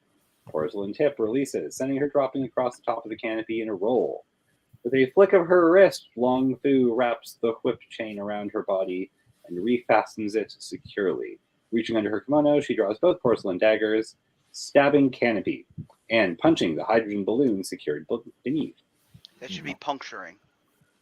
I Yeah, like sorry, that. I'm You just puncturing. the balloon Right. after the Chinese. Interior, Southeast Zeppelin bomber gondola day. An alarm flashes as one of the hydrogen balloon gauges drops to unsafe levels. Exterior, skies over London. Holstering her daggers, Longvu bolts across the top of the airship towards the front. Interior, command room. Aaron watches as Longvu races full speed across the Zeppelin. Oh, that's Captain Hicks, you are clear to engage Southeast Zeppelin. It's vulnerable along the top. copy that. Copy that, Lieutenant. Oh, that was you, John. Exterior, skies over London day. The Supermarine Spitfire attack squadron circles around. As they approach the Zeppelin, the captain's eyes go wide, seeing Longfu running along the top. Lieutenant, there's You have your orders, Captain. copy that. Engaging. Southeast Zeppelin bomber. As the Spitfire passes overhead, Longfu leaps off the nose of the Zeppelin. While falling, she turns to the gondola facing the captain and the pilots, flipping them the bird. Yes, she does. The Spitfire's Browning machine gun fires. The bullets hits the magnetic repulsion shield along the top, unable to penetrate. But the sparks ignite the escaping hydrogen, causing the hydrogen balloon to explode. As the Spitfire pulls away, a chain reaction of explosions on the hydrogen balloons causes the entire Zeppelin to explode. The force of the explosion throws Longfu high into the air. Yahoo. West Zeppelin carrier. Two Messerschmitt Bf-109s take off from a platform suspended underneath the trailing Zeppelin, circling around towards the Spitfires. Look alive, boys. We woke the carrier. The Spitfires move into position, firing their Browning machine guns, but the bullets are deflected by the Messerschmitt's repulsion shields. Shit, they've got shields too. Tow. Toe. Your shields to something. Anyways. Exterior, skies over London. Northeast Zeppelin bomber. Longfu flings a whip chain towards the Zeppelin as she falls towards it. This time it hits the side, puncturing the hydrogen balloon. As she falls, the chain goes taut, and the porcelain tip tears the balloon down the side. Permission to come aboard, Captain. Interior, Northeast Zeppelin bomber gondola. Longfu crashes through the plate glass window, kicking the elevator pilot across the gondola into the captain. The rudder pilot draws his P-38. Longfu leaps off the side wall, gaining height, and kicking the rudder pilot in the head, dropping him unconscious. The Zeppelin captain throws the unconscious elevator pilot off him, drawing his pistol. I thought that sentence was going somewhere else. I realized this wasn't the movie script. Oh. Longfu flipped in the air, dropping axe kick. Yep, that's what I just read. Longfu flips in the air. Yep, I'm missing some particles. Across the captain's head. The interior Adjectives command or whatever. room. Aaron watches Longfu in the Northeast Zeppelin bomber gondola via her spyglass. All right, you got this, just like I showed you. Interior, Northeast Zeppelin bomber gondola. Longfu kicks a metal panel from below the balloon gauges. Kneeling down, she sees a small silver cylinder with a green glowing stone shard inside. Okay, Longfu, nice and easy. We don't need an accident like the last time. Longfu grabs the cylinder, attempting to remove it. Which did she say to turn it? Which way did she say to turn it? Longfu looks up as a large, muscular Nazi brute drops from the crew deck entrance into the gondola. He's a massive man, standing 192 centimeters, weighing 120 kilograms. Geez, what have they been feeding you? The Nazi brute marches towards her. I'll be right with you. I just gotta... Nazi brute grabs Longfu by the arm, throwing her across the gondola. The canister comes free, hitting the ground, rolling across the floor. Longfu hits the back glass wall of the gondola. The Nazi brute marches towards her. The thumping of his footsteps sends her heart racing. Longfu charges at him. As the brute raises a fist to strike, Longfu's size and agility allow her to easily dodge the attack and move around behind him. She drops several punches on his back, but nothing seems to faze him. He spins around with a backhanded fist. Longfu ducks as it passes overhead. She draws one of her porcelain daggers, stabbing him in the stomach. But his skin is so thick, it breaks the porcelain blade. Oh, he's a magic Nazi. Yes, Oh no, Those that's are the not best times. good. The Nazi brute kicks Long Fu, sending her crashing into the rudder wheel. She rolls over, winded, coughing. So now I know how to shut you up. Long Fu looks up, noticing the silver canister by her head. She picks it up, clasping it to her empty dagger holster as she attempts to stand. Just let me just catch my breath. There's The no Nazi time brute for that. closes in. Long Fu leaps off the elevator wheel in a massive roundhouse kick. The Nazi brute catches Long Fu midair, spins, and throws her out the broken window she entered through. Good riddance. Female abuse Long detective. Fu throws the whip, catching the Nazi brute around the neck. He falls. She pulls him forward, sending him tumbling out the window. Oh, good one. Interior, joint RAF command room. Aaron watches as Long Fu and the Nazi brute fall from the Northeast Zeppelin bomber. That wasn't part of the plan. Exterior, skies over London. Long Fu uses the whip chain to pull the Nazi brute towards her. As he closes in, she kicks him in the chest, sending him spinning past her. They continue falling, the Nazi brute about half a meter below Long Fu. I hope you're softer than you look. The Nazi brute looks down. The folk minch.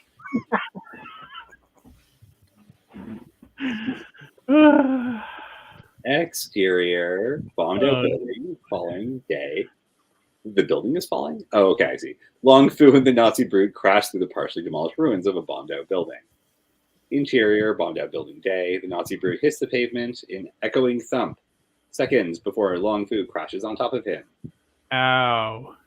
Long Fu slowly and painfully rolls over to her back. Ow, ow, ow, ow. Kaboom! Above her, the Northeast Zeppelin bomber explodes. Long Fu takes a deep breath. She turns to the dead Nazi brute laying beside her, his blood seeping across the floor, slowly begins to hiss and crackle. Long Fu crawls away quickly as his blood turns corrosive, eating into the floor. He's a fucking alien. He's an alien. What in God's name were they feeding you? They're The feeding black me dude from the, Prometheus. All right. they're feeding me real the food. I think the rewrite is better. Wonderbar. The action was, I Yeah. think, more compelling. Yeah. I love the. I feel like you put a lot more of the period world in there. I mean, clearly we can see it's different. There's deflector shields. There's Zeppelin carriers and Zeppelin bombers. So that way it feels. I guess the term is diesel punk. Like an alternative version of technology, but it's still Preston, it's diesel Z. engines, gas and whatnot. I thought, yeah, it's entertaining. I look forward to see what happens. Preston, it's Z diesel punk. Not Yes. All right, Moby, go ahead. Hey, man, I mean, to me, man, it was fast, high, energetic. To me, I will say this, man. I don't know if you did it by choice, but that Long Fu character is written like a stoner that became a pilot. A lot of the sequences and how the character That Long reacts. Fu character's a pilot? I mean, I guess the, so. No, the way the character's written. I really almost wish I read things the way Moby did, because that made me actually make sense to me. Long Fu to me sounds like John wrote a stoner that's in action. The way the reaction time to some of the dialogue, but man, that's high energy, man, high stakes, and to me, flowed. And Preston, this might be hashtag White Lily spinoff. Yeah. Yeah. Yeah. It felt that way a little bit. Yeah. 109s, yeah. Good stuff, man. John, man, did you watch any, Arnold Schwarzenegger films or, Rambo, to get the juice flowing while writing? No, this is more Sky Captain and Sucker Punch. Mm-hmm. Oh, man, Sucker Punch, wow. I ain't heard that in a while. What was that, 09? Yeah. Something like Oh, yeah. It had to be 09. All right. that. Yeah. Dan? So yeah, I love this. It's very good. There you go. Wow, that's high praise. Yeah. I mean, No, I love this. It's very good. yes, it's a good. It's a It does great all story. of the things that you need something like this to do incredibly well. I like. Which is exactly that- what you were going for, right? Yeah, Yes, absolutely. So you nailed it. Way to go. yeah. I like how you're being a little bit looser with the history. Like I know you were before, but you've kind of embraced the wackiness of it, which is good because it works better that It's way. like Wolfenstein meets Yes. Nazis. Yeah. Yeah, exactly. Yeah. Not Nazis, derp, ninjas. Zagoot and energy. Yes, you know? yes. Wolfenstein meets versus ninjas. Yeah. Oh wow, that is some Wolfenstein. Wow. Oh, good call, Danny. Wow. I didn't So even think of that. it's very good. Good call, Danny. I do have a constructive. Uh-oh. Uh All right, oh. go for it. Said Danny. This is your entire first issue of a comic book. It's about the first half of the first issue. This is a first issue of a comic book. There's I'll let you two hash this out. Yeah. I would not recommend cramming any more into this as a comic, and I would highly recommend hiring a much better illustrator. If you're going to write something this good, you should hire someone good enough to justify it. It's a good constructive. Yeah. But seriously, this is your issue 1, full stop. It does not need anything else. You've got a mystery of Nazis with alien blood. You've got shields. You've got a bunch of people dealing with it, and then just follow that thread and go nuts. That's how I recommend you develop this. You're saying let the artist, with that pacing established, let the artist fill in the other pages, make it 24 or whatever. Can you see it? There were a lot of actual verbs in that, Willoughby. This is actually really good study material. Each of those verbs is a panel. Yeah. Yeah. So this is an issue of a comic. Yeah, you're right. You gotta let the artist just run wild. So a verb is a word that describes an action that's happening in multi. and it's got a lot of them. Oh my goodness. I recommend trying to write like this. This is why I will buy organic maple syrup and burn it outside. Don't see what that has to do. I will offend the Canadian spirit. So. You'll note the word "as" was not present virtually at all. And when I had That to is a use a sign. passive verb, it was actually required in the sentence. Yeah. Because I did have a few of them in there, and I was trying to you're cut wording them, and I'm like, You're I wording can't. it. Just tell Mulby to write like this, and No, then you just should. Yeah. Moby should write Screenwriter. screenplays. Yes. Write screenplays. John, your writing's gotten a lot better. Didn't I give Mulby that advice the other week? Was You did. did. You did. Yeah. Yeah. I wrote that one. I mean, and you have Final Cut. I mean, it's made for writing. All right. Well, Just yeah, I write did. in Courier Also, because screenplays are in Courier. While we're talking about Final Cut, can you just pop that up again? Because every other script aside from Mulby's was so far today was in Courier, and I just want to show them what that looks like. Okay. Oh, you talking about the font type? I thought you. Yes. Were Yeah. talking about, Yeah. I thought you was talking about a program. No. No, it's a font. It's Oh, the only font you should use for a script ever. oh, I thought you were. It looks like talking- that. If your script doesn't look like that, it's visibly amateur hour. Well, I used what is it? Time Roman. Yeah, no, you didn't. You used fucking Arial. Whatever it came with. Ah, so that. Oh, you Yeah, were no. talking about a If your font. script doesn't look like that, Ah, it's visibly amateur hour. oh, you should. I thought it was a program. No, if your script doesn't look like that, it's visibly amateur hour. Now, Ah. luckily, Final Draft formats it like that automatically. So you clearly went through a lot of effort to format your script badly. No. And instead, if you just don't do that and instead spend your time writing better dialogue or better action lines, everything will just read better. Right, we do what we do, man. It's just You sometimes can waste your time making your script. messes up You something. don't know why you'd want to do that. All right. Larry, do you have time for Palace, or do you want to wait till next week? Do you need the feedback on it this week, or do you want to wait? You choose, man. It's your Uh, bedtime out The Canadian spirit. Well, that's fine. Let's go for it. Let's see Okay. what we got. Yeah. Yeah. You know, what they call those. Yeah, I'm not super available next week, anyways, so that's Yeah, probably that's better good. for testing. Larry, All right. what they call those? The Mountaineers, Larry. Those All right, Larry. Yeah, sure. Yeah. Why don't you be our narrator? This script is also in Courier, Molby. You can tell this.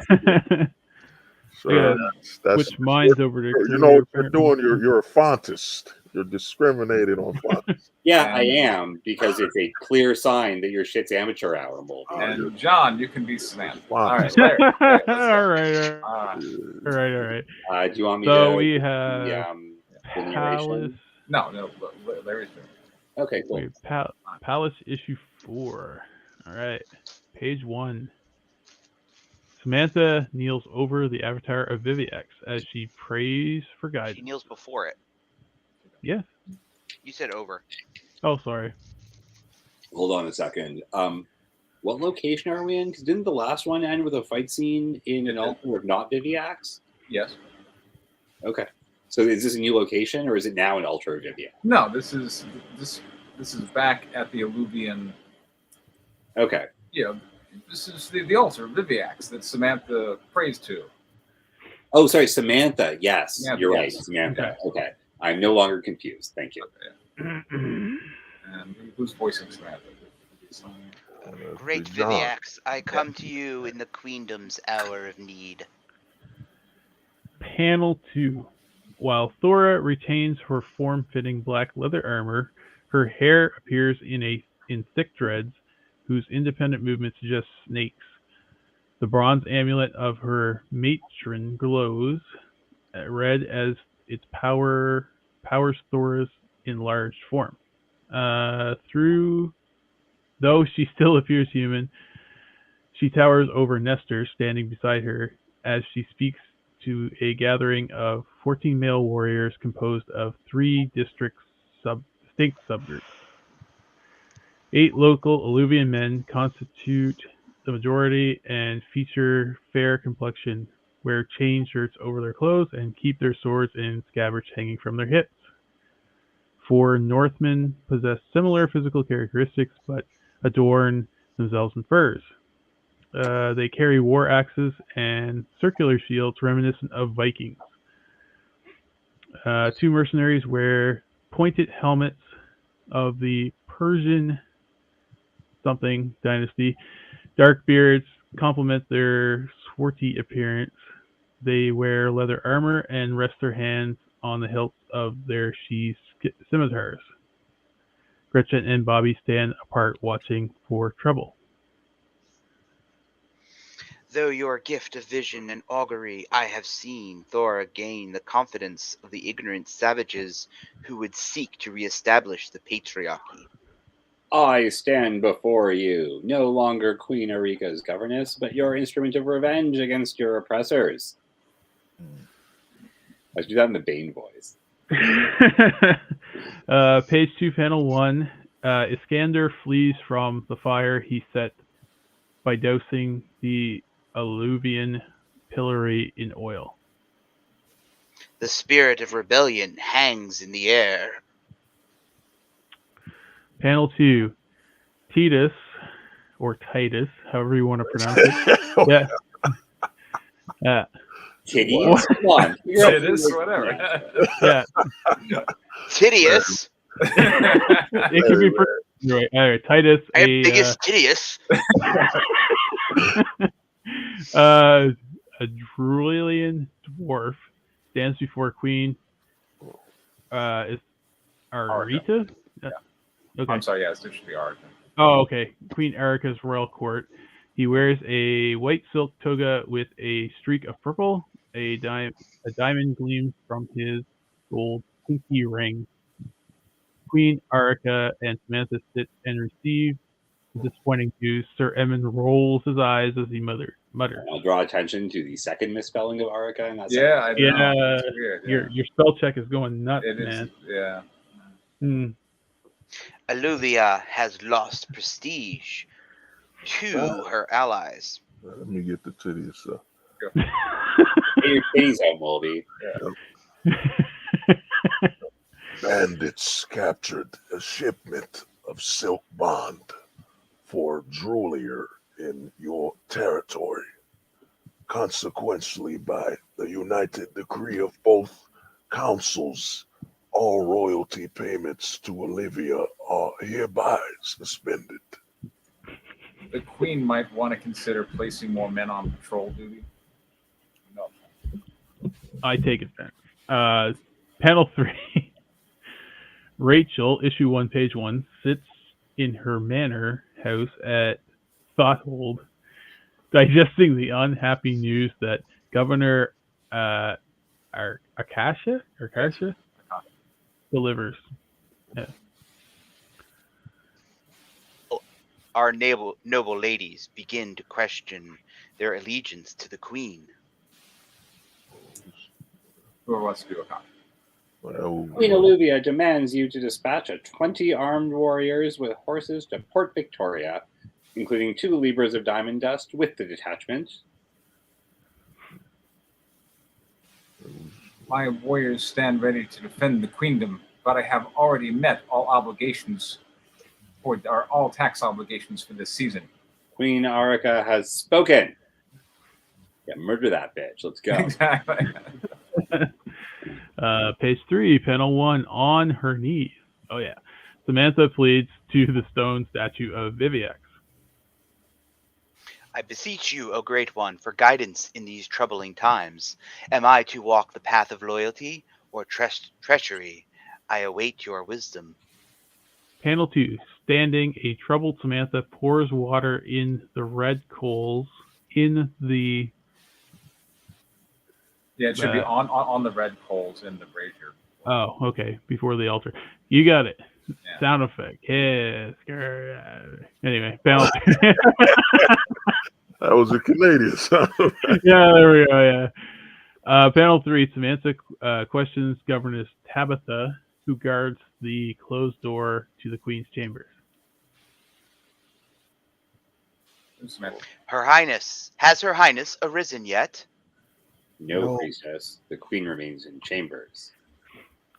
Panel 4, Samantha scowls while Tabitha remains stoic. Who's reading? Molby, you're reading that. I am. Oh, wait. Who's that? Wait, America? Or? Yeah. I guess so, yeah. Yes, harder. Give me everything. What kind of? I think it's supposed to be a little higher pitched than that. Let's do another take. Molby, you got to read that. Hey, man, I got some street cred left. Feeling this.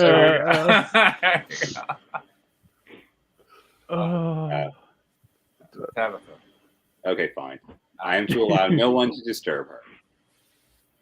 God.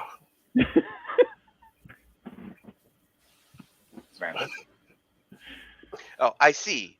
Very well. I shall review the warrior assembly myself. Yes. Page 4, panel 1. Samantha stands beside Acacia, both facing the viewer on the landing at the base of the stairs before a many-columned marble palace. Facing Samantha, the warriors form 2 distinct groups by sex. To the left, the male group wears a breastplate which gleams in the daylight, with their clothes providing accents of yellow, green, orange, or gold. Each man carries a sword on his scabbard and stands next to his mount.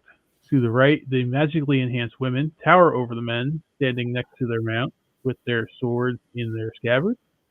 Each governess wears a solid black plate of armor similar to Dora's armor in issue 1. Our warriors stand battle ready, High Priestess. Let's hope so. Wait, hold on. You know what Preston did? You just referenced that Beyonce song to the left. Sure. I didn't know that. Panel 2, having descended the stairs to the field of assembly, Samantha and Acacia walk along the front row of the massive governor's warriors, pausing directly in front of Beatrix, who stands cradling her helmet in her left hand while her right holds the reins to her horse. State your name, warrior. Governess Beatrix, High Priestess. Do you stand ready to die to defend the eternal sisterhood? If it is the will of Viviax, I will end my life before this assembly to prove my devotion. Excellent. Goddamn. Goddamn.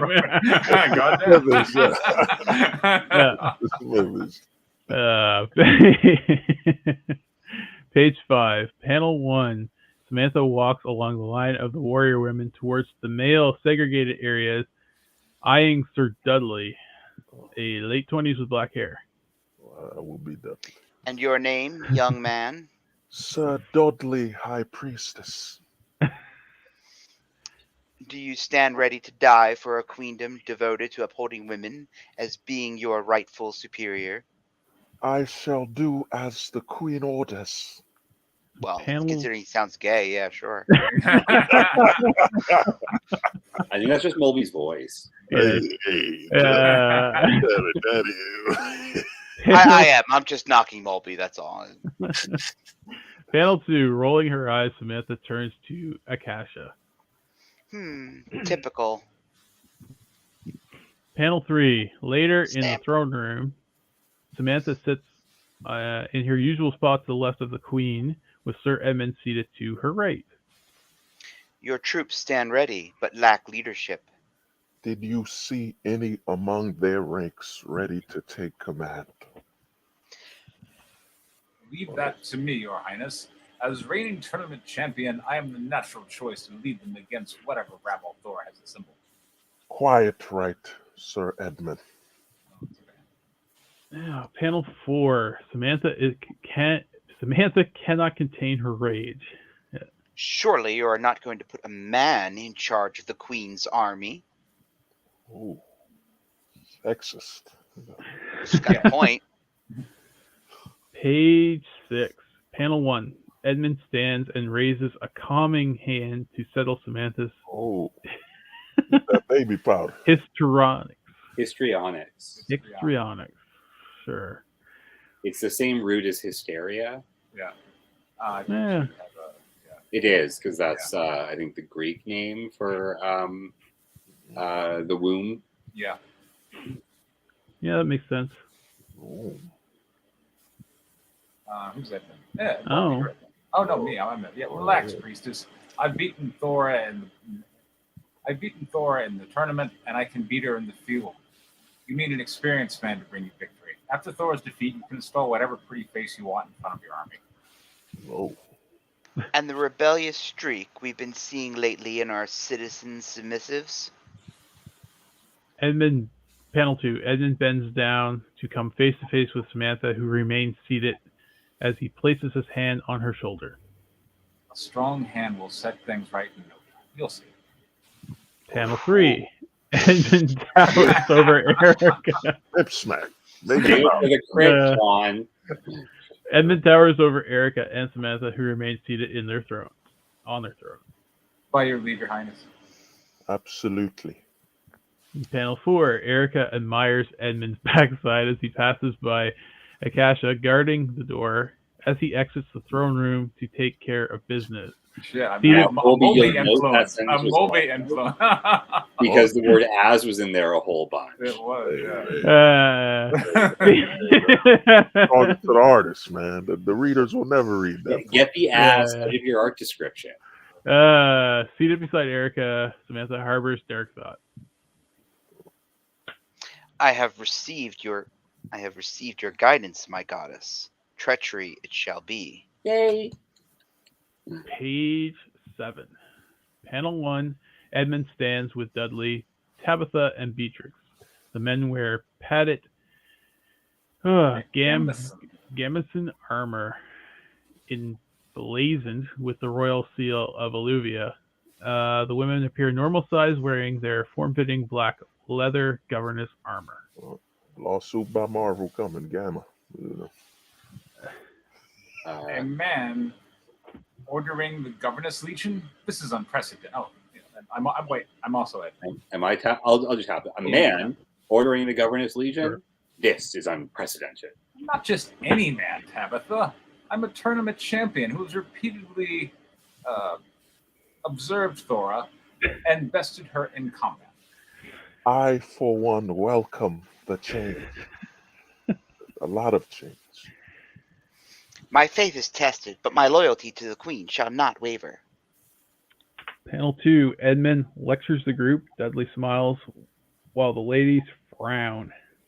As I see it, we have two enemies to face. Thora leads a force of rebels, which has inspired some citizen submissives into acts of revolt. Our Governor's Legion possesses certain skills and assets that help keep our subs in line. What do you say, ladies? Panel 3, Beatrix and Tabitha smile at Edmund's suggestion. Are you up to conducting an inquisition into acts it should be against the queendom? These boys not understanding their rightful place? With pleasure.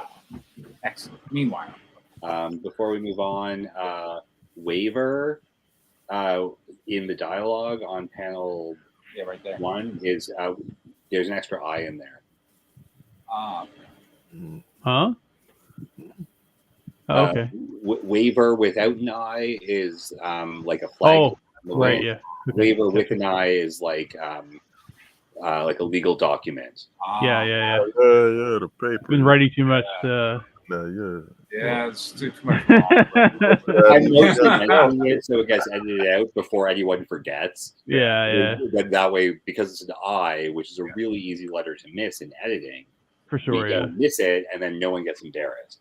And Because it's not- mistakes are embarrassing, Mulby. Someone's got to stop drinking that wine, like someone I know. Yeah. Page 8, panel 1. Having made camp by the summoner's teepee, Thora's rebels pass time around their camp. The Northmen use sticks and shields to spar. Nestor cleans a squirrel he recently killed. Gretchen and Bobby carve arrows from sticks. Others sleep. I shall lead the men into the wilderness to track down the rebels and slay them where they live. Panel 2. Inside the summoner's teepee, he sits with Thora alongside a summoning circle he recently constructed from red sand. Thora's hair sits braided into thick dreads to more closely resemble her snake-haired matron. The reign of Viviac shall come to a swift end. Or The decadence summoner's name is Archimedes. stays and falls Yes. into corruption and despair. You were right to shatter my reality, lest I still be a part of it. Only force can overcome a mind mirrored in denial. Mired. He said Mired. Mirrored would have 2 R's. Seen. Page 9, panel 1. The summoner and Thora look outside the opening of the teepee, and Gretchen and Bobby as they sharpen their teepee? Okay, sure. The summoner and Thora look outside the opening of the teepee, seeing Gretchen and Bobby sharpening their arrows. Yeah? Yeah, okay, sure. As you now understand, Shall we convert the other rebels? pointless. What is Arrestigal. Yeah. It's a word, read it. Arrestigal has shown me the future. Most of them shall die in the up and coming battle. To die for a purpose. What a blessing we have provided for them. Come, my sister, let us lead them into the arms of oblivion. All right. Panel 2. All mounted on horseback and wearing the breastplate armor, Edmund leads his men through the Forsaken Wood. Dudley rides beside them. This place has always given me the creeps. You think this wise for us to visit the summoner? Either she's working with him or he can tell us where she is. Either way, we find her. Panel 3. Sir Thomas, late 30s knight with brown hair, points to the impenetrable fog which moves like a low fall through the forest towards the men. John. Edmund, some sort of witchcraft be upon us. Page 10, panel 1. Edmund gallops his horse back along the column of his mounted followers. Let's get out of here, men. Follow me. Panel 2. In the trees, Thora stands next to the summoner as he invokes his magic, which controls the fog cloud that sits many years ahead of them and on the other side of the trail. Many years. Many years. Yeah. Now, men. Panel 3. Enlarged, Thora raises up her sword above her head as she commands her troops into battle. Attack. And that's it. Yeah. Let's Okay, start. so we had a really, really great montage and time skip with a really elegant establishment of a new political situation leading into a conflict. Yes. Also, it was incredibly good Okay. Yeah. Very good. and surprisingly efficient. Very good, John. I liked it. I kind of feel like, so one of my ongoing criticisms was always your lack of a clear protagonist, and I feel like now we have one with Thora. Or Edmund. Or Edmund. I mean, we don't really like. Or Samantha. I like how this has turned out. You finally turned this into the Game of Thrones, maybe, that you wanted it to be. Yeah. Yeah, Sorry, I mean, we're kind of like, interrupting you, John. Sorry about that. much like Game of Thrones, everybody's basically an asshole, and there really isn't any likable characters anywhere. But we do have like different people that we're now rooting for in one way or another. So, like we like. I guess we know what we're getting with Arica and her peoples, and to see, so we're against them more than we're against Thora, even though she's probably not any much better. Reshkagol is probably not any much better, but at least from what we've seen, I think we're more against Viviax and company than we are Ereshkigal and company. But it does feel like we have a central character that we're following now. And like all the other things that we were like, well, what's going on, and all of that seem to kind of have a bit of an answer now. So It's an ensemble cast. It is very much at this point. Larry, nice things about this. Yes. Very nice things. It's a really good build up to what I'm assuming will be 10 pages of battle after this. So it's good to have a nice big setup where you know all your players, and then you can put them into all sorts of crazy action scenes from this point on. you mean instead of just throwing everybody at Yeah, the like reader? jumping into Speaking of which, Mulby, what did you like about this? Well, to me, I like the setup, man. It's got a, you know what I mean? I think I only read probably issue 1, you know what I mean? But I like the setup that every character has their own perspective on things going on. Maybe, you know what I mean? And it flows well. And it seems like, like Danny said, you didn't waste the panel. So everything has a purpose. It's leading to something, I mean, good job, man. You know what I'm saying?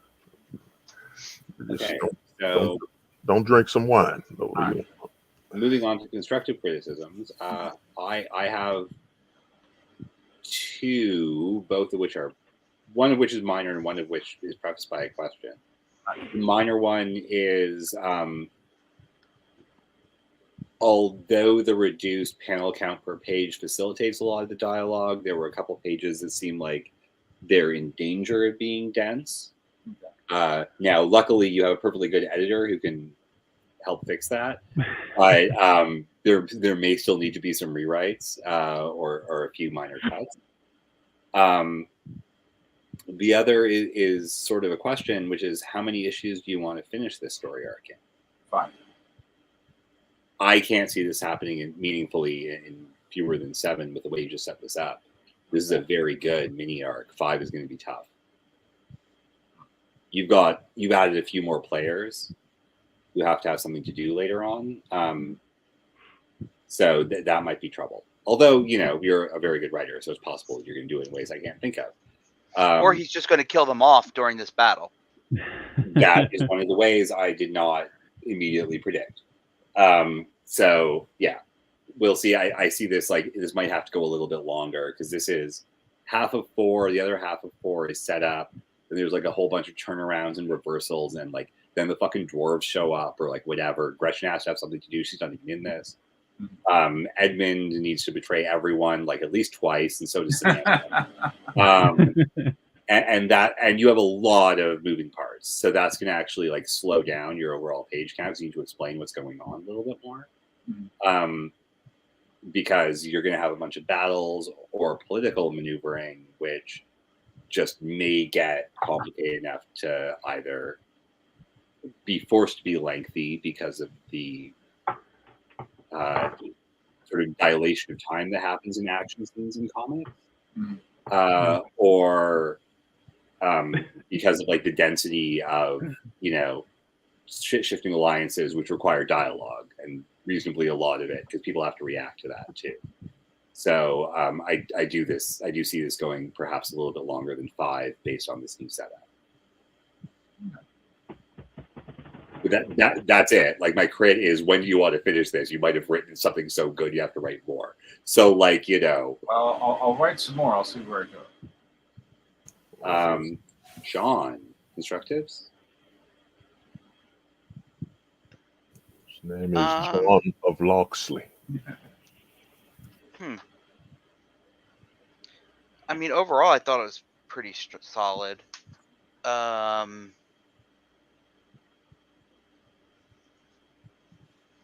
Yeah, I guess not really. Well, Larry, you got anything? For constructives, no. I think you're going in a really good direction. Just stick it with it to the end, and then if you feel you need to go back and edit anything, you can always do that. So, yeah. Well, Larry, I appreciate you hanging out for all 4 scripts. Yeah, no problem.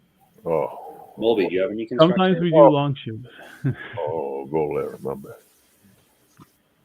Well, I mean, to me, the only thing I think you got to do, I get the setup. I think you need to set up where, who's sweating. You know what I'm saying? Who's sweating? Who's biting their nail?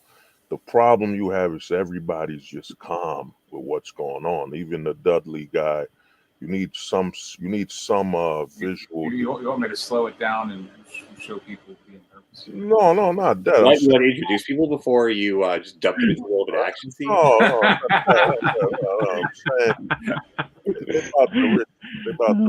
Like, you need some characters sweating, somebody sharpening a blade. Some people are uneasy, maybe biting a nail or something. You need some signs that they're not all just, they're all ready to go at the same pace. You need a different visual variation, where they're saying what they're saying, but the body language, they might look uneased or something like that. That way, they're all going the same path, but you just need some visual sign that this character is not eased with what's going on. Maybe he's sweating too much. Maybe this one's sharpening his blade too much. Like that, like 9-page monologue by Samantha. No, you don't need a monologue. Or like everyone reacting to Edmund. Just need the visual. I think he wants nervous people before the battle. Oh, I see. Some visual, that just says this character's not all the way there. Sweating, eyes bloodshot, red. Some little other descriptions visually. So you're not changing the story. It's just while someone's reading the comic, that oh man, that Dudley dude, he's talking bigger than he's showing. He's sweating too much.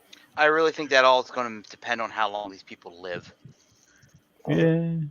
I say let's see how many of them actually survive this issue, and then we'll worry about how much of their character we actually want to get into. That is a good point. Yeah. Larry, do we have time to ask Preston a question that is useful for him to have an answer for on camera? Yeah. Sure. So Preston, anytime. Yeah. It's obvious from this compounding of the direction of Palace of the Golden Princess that you stepped away a little bit from having an obvious main character in Thora, and we're really opening with a radical shift in perspective.